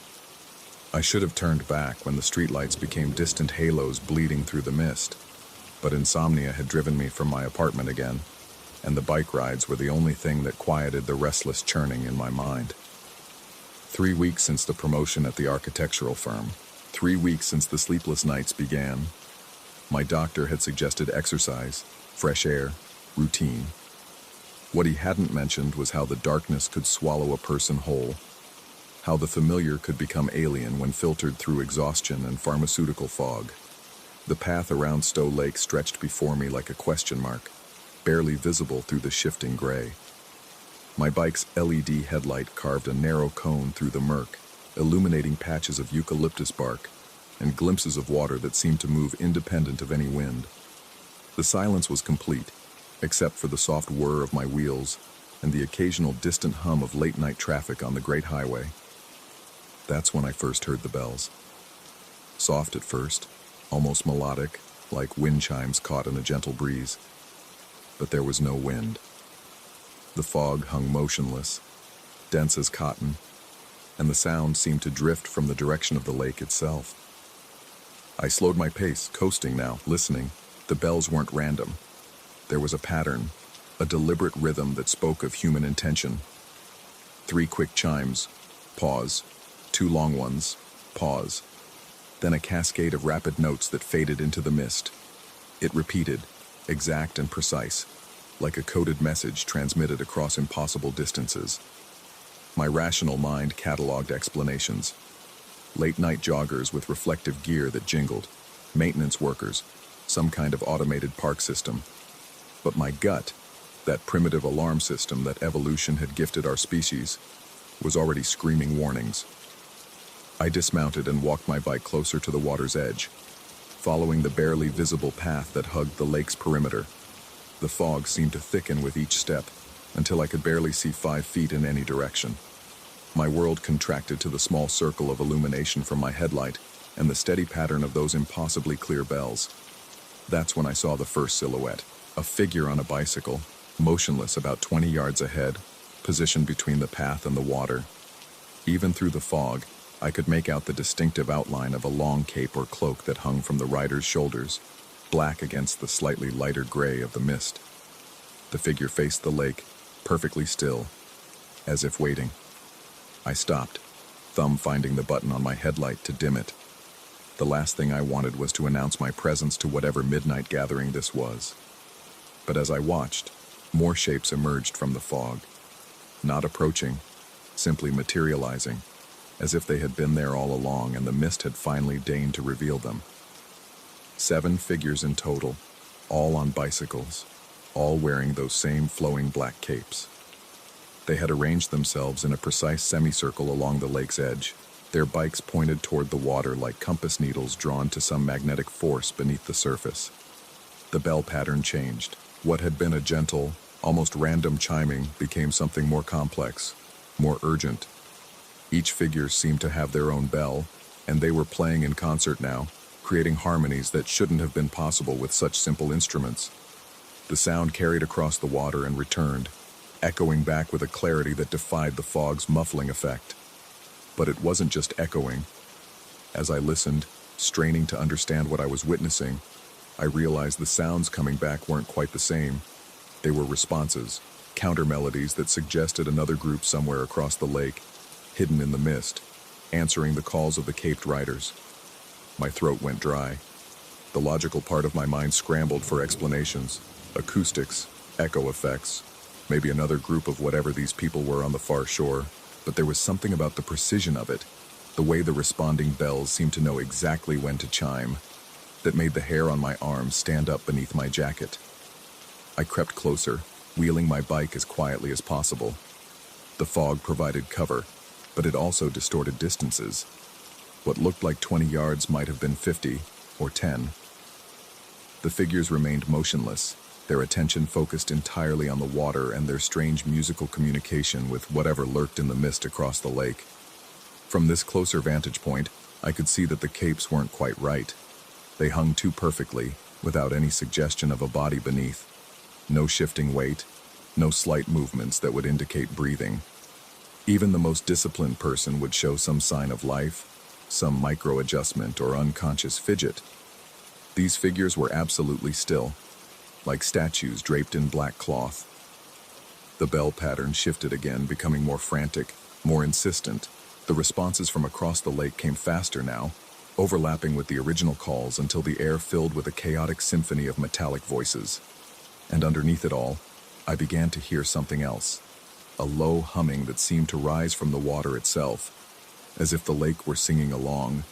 That's when the figure on the far left, without turning its head or shifting its position in any way, raised one arm and pointed directly at me. My blood turned to ice water. I hadn't made a sound, hadn't done anything to reveal my position, yet somehow, impossibly, it knew exactly where I was standing. The pointing arm was perfectly steady, aimed at my chest like an accusation. The bells stopped instantly, all of them, including the responses from across the lake. The sudden silence was deafening, pressing against my eardrums like a physical weight. Even the humming from the water ceased, leaving only the soft patter of condensed fog dripping from the eucalyptus branches above. I wanted to run. Every instinct in my body screamed at me to drop the bike and sprint back toward the safety of the streetlights and late-night traffic. But I found myself frozen, hypnotized by that pointing finger and the terrible stillness of the scene. My bike's headlight began to flicker. At first I thought it was the battery dying, a mundane technical failure that would be almost welcome in the circumstances. But the pattern was too regular, too deliberate. 3 quick flashes, pause, 2 long ones, pause, then a rapid cascade of strobing light that matched exactly the bell pattern I had just heard. I hadn't touched the controls. My hands were gripping the handlebars so tightly that my knuckles had gone white, but I wasn't anywhere near the light switch. Yet my bike was somehow reproducing the mysterious code, signaling back to the silent figures arranged along the shore. The response came immediately, not from the bells this time, but from the water itself. The lake began to glow with a soft, phosphorescent light that pulsed in rhythm with my flickering headlight. Patches of luminescence drifted beneath the surface like underwater stars, creating patterns that hurt to look at directly. I forced myself to blink, to look away, to break whatever spell was holding me in place. When I looked back, the figures were still there, still pointing, but something was wrong with the physics of the scene. The fog hadn't moved, yet I could see them more clearly now, as if some external light source had been turned on. That's when I realized I could see through them. Not completely. They weren't transparent like movie ghosts, but there was a quality to their silhouettes that suggested they weren't entirely solid, as if they were projections or shadows cast by something I couldn't see. The black capes rippled in a wind that didn't touch anything else, including the fog that surrounded them. My headlights strobed faster now, completely out of my control. The corresponding glow from beneath the water's surface intensified, and I could swear I saw shapes moving down there, long, sinuous forms that swam in circles, matching the arrangement of the figures on the shore. The pointing finger remained steady, unwavering in its accusation. I followed its line of sight and realized it wasn't pointing at me anymore. It was pointing through me, at something behind me. I turned around. The path I had followed to reach this spot was gone, not obscured by fog, gone. Where there should have been solid ground and the familiar walkway that circled the lake, there was only water. Dark, still water that reflected no light and seemed to extend indefinitely into the mist. Panic rose in my throat like bile. I spun back toward the figures, desperate for some anchor point of reality, but they were changing. The capes were deflating, collapsing inward as if whatever had given them shape was dissolving, yet they remained upright, impossible sculptures of empty fabric that pointed and watched with invisible eyes. My bike's rear light began flashing too, casting red strobes that mixed with the white of my headlight to create a nauseating pink haze.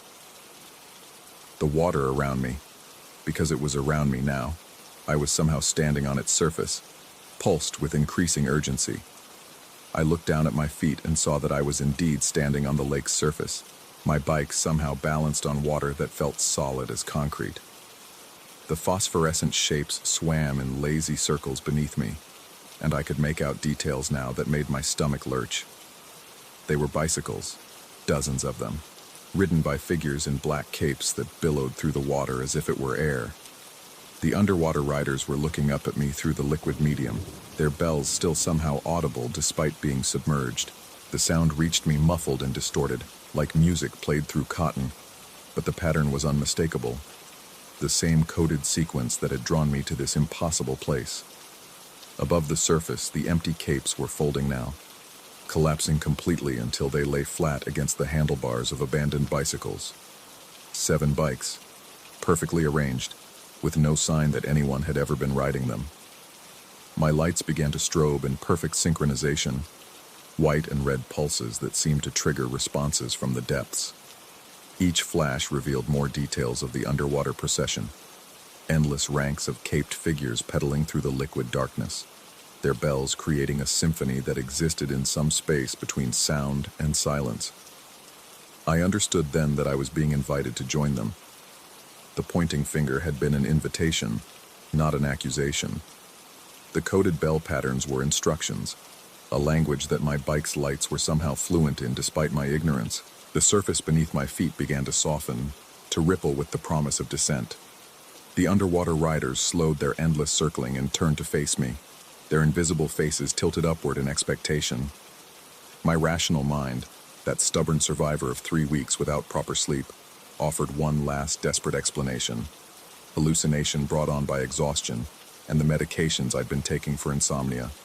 The fog, the isolation, the stress of the promotion, all of it combining to create this elaborate delusion.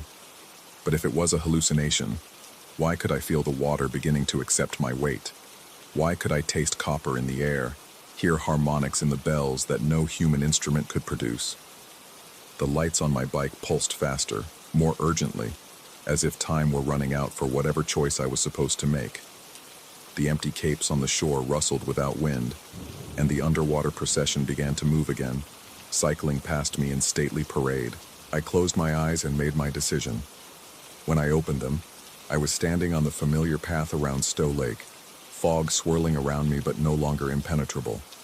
My bike's lights were functioning normally, casting steady beams that revealed nothing more mysterious than eucalyptus bark and patches of water.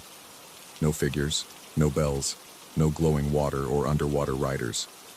Just me, my bike, and the ordinary darkness of a San Francisco park at 2 a.m. I rode home quickly, eager to put distance between myself and whatever had or hadn't happened by the lake. But even now, 3 days later, I can't shake the feeling that I failed some kind of test. That I was offered something, membership, understanding, transformation, and I turned away. The insomnia persists. The medications don't help. And sometimes when I'm lying awake at 3 a.m, I can hear faint bells drifting through my apartment window, playing patterns that my bike lights once knew how to answer. Tomorrow night, I think I'll go back to the park. And this time, when the figures point at me through the fog, I won't close my eyes. I think I'm ready to learn what lies beneath the surface of Stowe Lake. Even if it means discovering that the only thing down there is the reflection of my own fractured mind, cycling endlessly through waters that exist only in the space between sleeping and waking. The bells are calling again, and this time, I'm going to answer.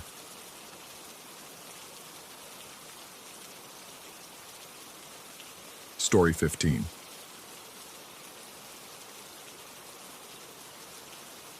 The thermal paper voucher felt wrong in my pocket from the moment she handed it to us. I should have trusted that first instinct, that subtle wrongness that crawled up my spine like a warning. But vacation mode had settled over me like a warm blanket, dulling the sharp edges of suspicion that usually kept me alert. The resort in Cozumel had been everything the brochures promised. Crystalline waters, endless buffets, and that particular brand of manufactured paradise that money could buy. My girlfriend had been radiant in the Mexican sun, her laughter echoing across the pool deck as she sipped her third margarita of the afternoon.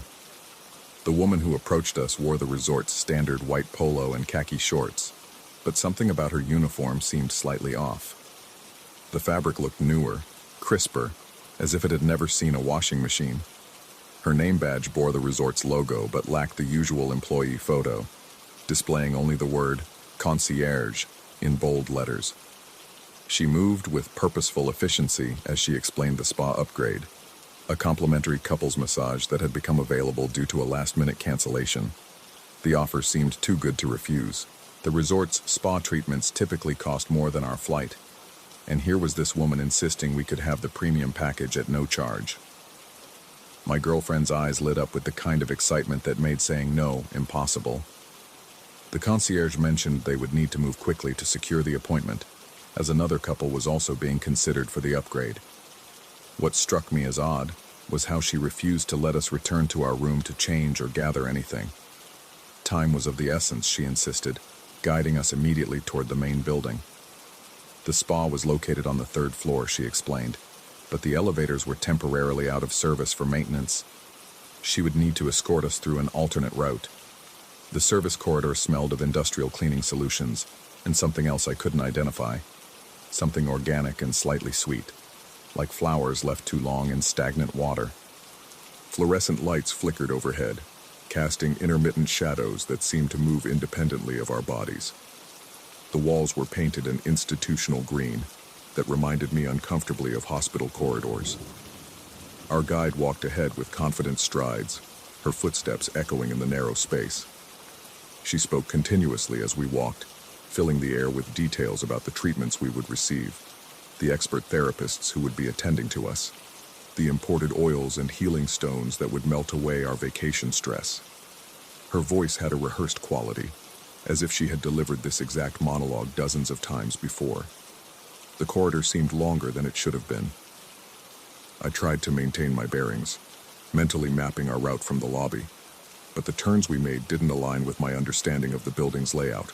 We passed numerous doors marked with cryptic codes and symbols, some slightly ajar, revealing glimpses of rooms filled with equipment I couldn't identify. The air grew cooler as we walked deeper into the building's interior. When we finally stopped, it was before a door marked simply SPA, in adhesive letters that appeared to have been applied hastily. The sign was crooked, secured with strips of double-sided tape that caught the flickering light. Above us, a security camera pointed toward the ceiling, its lens directed away from the hallway as if someone had deliberately adjusted its angle. The concierge turned to face us with a smile that seemed too wide, too practiced. She explained that the therapist needed 5 minutes to prepare the treatment room, ensuring the oils were properly heated and the ambiance was perfect for our experience. I would need to wait outside while they prepared, she said, as men weren't permitted in the preparation area due to spa policies. My girlfriend squeezed my hand before following the woman through the door. Her touch lingered longer than usual, and when I looked into her eyes, I saw a flicker of something I couldn't name. Uncertainty? Fear?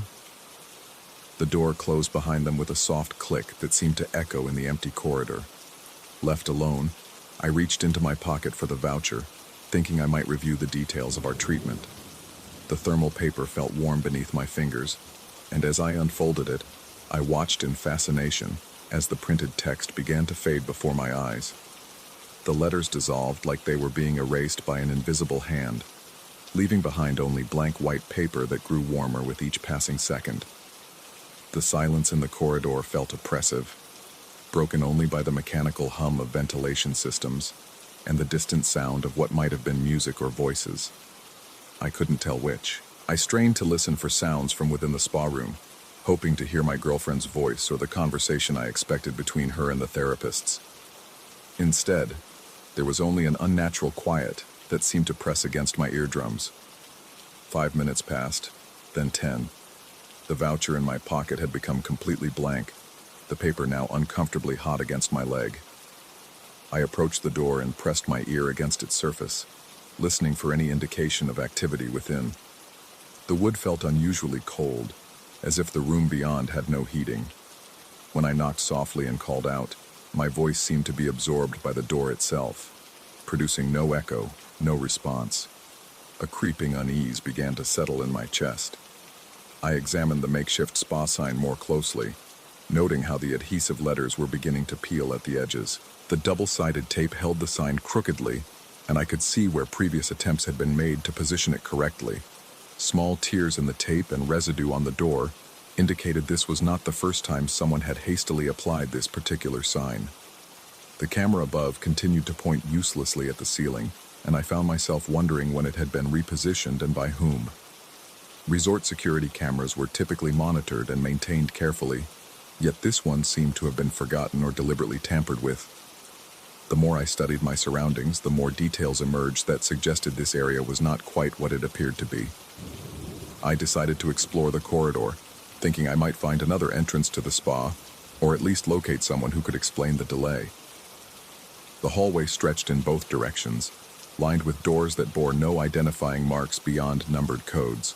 As I walked, my footsteps seemed to echo differently than they had when we first arrived, as if the acoustic properties of the space had somehow changed. At the far end of the corridor, I discovered something that made my blood run cold. Two identical doors stood side by side, both marked with the same crooked SPA sign, both secured with the same hastily applied double-sided tape. The symmetry was perfect, unsettling, as if someone had created a mirror image of the room where I had left my girlfriend. I stood frozen, trying to process what I was seeing. Had I somehow gotten turned around in the corridor? Was this the same door I had started from, viewed from a different angle? The layout of the building began to feel impossible, defying the basic laws of geometry and architecture. As I stood there, both doors opened simultaneously. From each doorway, a pair of hands emerged, identical hands wearing pristine white latex gloves. The hands beckoned to me with synchronized movements, curling and uncurling their fingers in perfect unison. No faces appeared in the doorways, no voices called out. Only those hands, moving with mechanical precision, inviting me to approach. The silence that followed was absolute. Even the ventilation system seemed to have stopped, leaving me in a vacuum of sound that made my own heartbeat thunderous in my ears. The hands continued their rhythmic beckoning, patient and persistent, as if they could wait indefinitely for my decision. I took a step backward, then another, my eyes fixed on those impossibly identical gestures. The hands showed no signs of fatigue, no variation in their movement. They belonged to no one I could see, extending from darkness that seemed to swallow light rather than simply lacking it. The voucher in my pocket had begun to burn against my skin, the thermal paper now radiating heat that penetrated through the fabric of my clothes. I pulled it out with trembling fingers, watching as it crumbled to ash in my hand, the pieces floating away as if carried by a wind that existed only in that narrow space. Behind me, I heard the soft click of another door opening. When I turned, I saw a third SBA entrance, this one bearing a sign that looked freshly applied, the adhesive letters perfectly aligned and the tape invisible. More hands emerged from this doorway, wearing the same latex gloves, making the same beckoning gesture with the same mechanical precision. My breathing became shallow, rapid. The corridor seemed to be stretching, adding new doors and new hands with each moment that passed.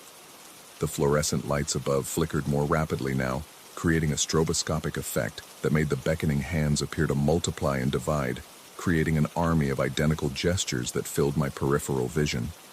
I ran. My feet pounded against the industrial carpeting as I fled back the way I had come, or at least the direction I thought led to safety. The corridor twisted and turned in ways I didn't remember, presenting new passages and doorways that seemed to have materialized from nothing. Behind me, I could hear the soft whisper of multiple doors opening, the almost inaudible rustle of latex gloves moving through air. When I finally burst through a door marked exit, I found myself standing in the resort lobby, gasping and disoriented. Guests moved past me with casual indifference, their vacation conversations and laughter creating a surreal contrast to the silence I had just escaped. The normal sounds of civilization, ice machines, distant music, the clink of glasses, felt like a symphony after the oppressive quiet of the service corridor. I approached the front desk with urgent questions about the spa, about the concierge who had offered us the upgrade, about my girlfriend who had disappeared into that impossibly configured space. The clerk, a young man with the resort's standard friendly demeanor, listened to my frantic explanation with growing confusion. There was no spa on the third floor, he informed me. The resort's spa was located in a separate building entirely, accessible only through the garden pathway. No upgrades had been offered that day, and no one matching the description of our concierge was employed by the resort. The service corridors were restricted areas, off-limits to guests, and certainly not used for accessing amenities. When I described the woman who had approached us, providing details about her uniform and badge, the clerk's expression shifted from confusion to concern. He suggested I speak with security, that perhaps I had become disoriented in the heat or affected by the altitude. Had I been drinking? Was I feeling well? The questions stung because they echoed the doubts that were already forming in my mind. Had I imagined the entire experience? Was stress manifesting in ways I hadn't anticipated? The thermal voucher was gone, crumbled to ash, leaving no evidence of the encounter. My girlfriend was nowhere to be found, and according to the resort staff, she had never existed in their system. No record of a couple's booking, no registration under her name. I spent the remainder of my vacation searching. I walked every corridor, examined every door, questioned every employee. The service area I remembered could not be located, despite my detailed recollections of the route we had taken. Security cameras throughout the resort showed me moving alone through the lobby, pausing occasionally, as if in conversation with empty air. The medical evaluation they eventually insisted upon revealed nothing abnormal. Blood work, neurological tests, psychological assessments, all came back within normal ranges. The resort physician suggested that vacation stress, combined with unfamiliar surroundings and perhaps too much sun, could create powerful hallucinatory experiences. Dehydration, he noted, was more common than tourists realized and could produce remarkably vivid false memories. But late at night, when the resort settled into its artificial quiet, I could still hear the soft whisper of latex gloves moving through air. In my peripheral vision, hands continued to beckon from doorways that shouldn't exist, gesturing with mechanical patience that seemed to exist outside the normal flow of time. The voucher might have crumbled to ash, the corridor might have vanished, and my girlfriend might never have existed at all. But the beckoning never stopped, and somewhere in the space between sleep and waking, I can still see those perfectly identical doors opening in perfect synchronization, revealing identical hands that know exactly how long they can wait. I returned home alone, carrying questions that have no answers and memories that might never have been real. The only thing I know with certainty is that when I close my eyes, I can still feel the thermal paper burning against my skin, and I can still hear the soft click of doors that open onto rooms that cannot exist. Sometimes, in the quiet moments before dawn, I wonder if I'm still standing in that corridor, still watching those hands beckon from doorways that lead to nowhere. And sometimes I wonder if the man who returned from vacation is really me at all, or simply another upgrade that someone decided to offer.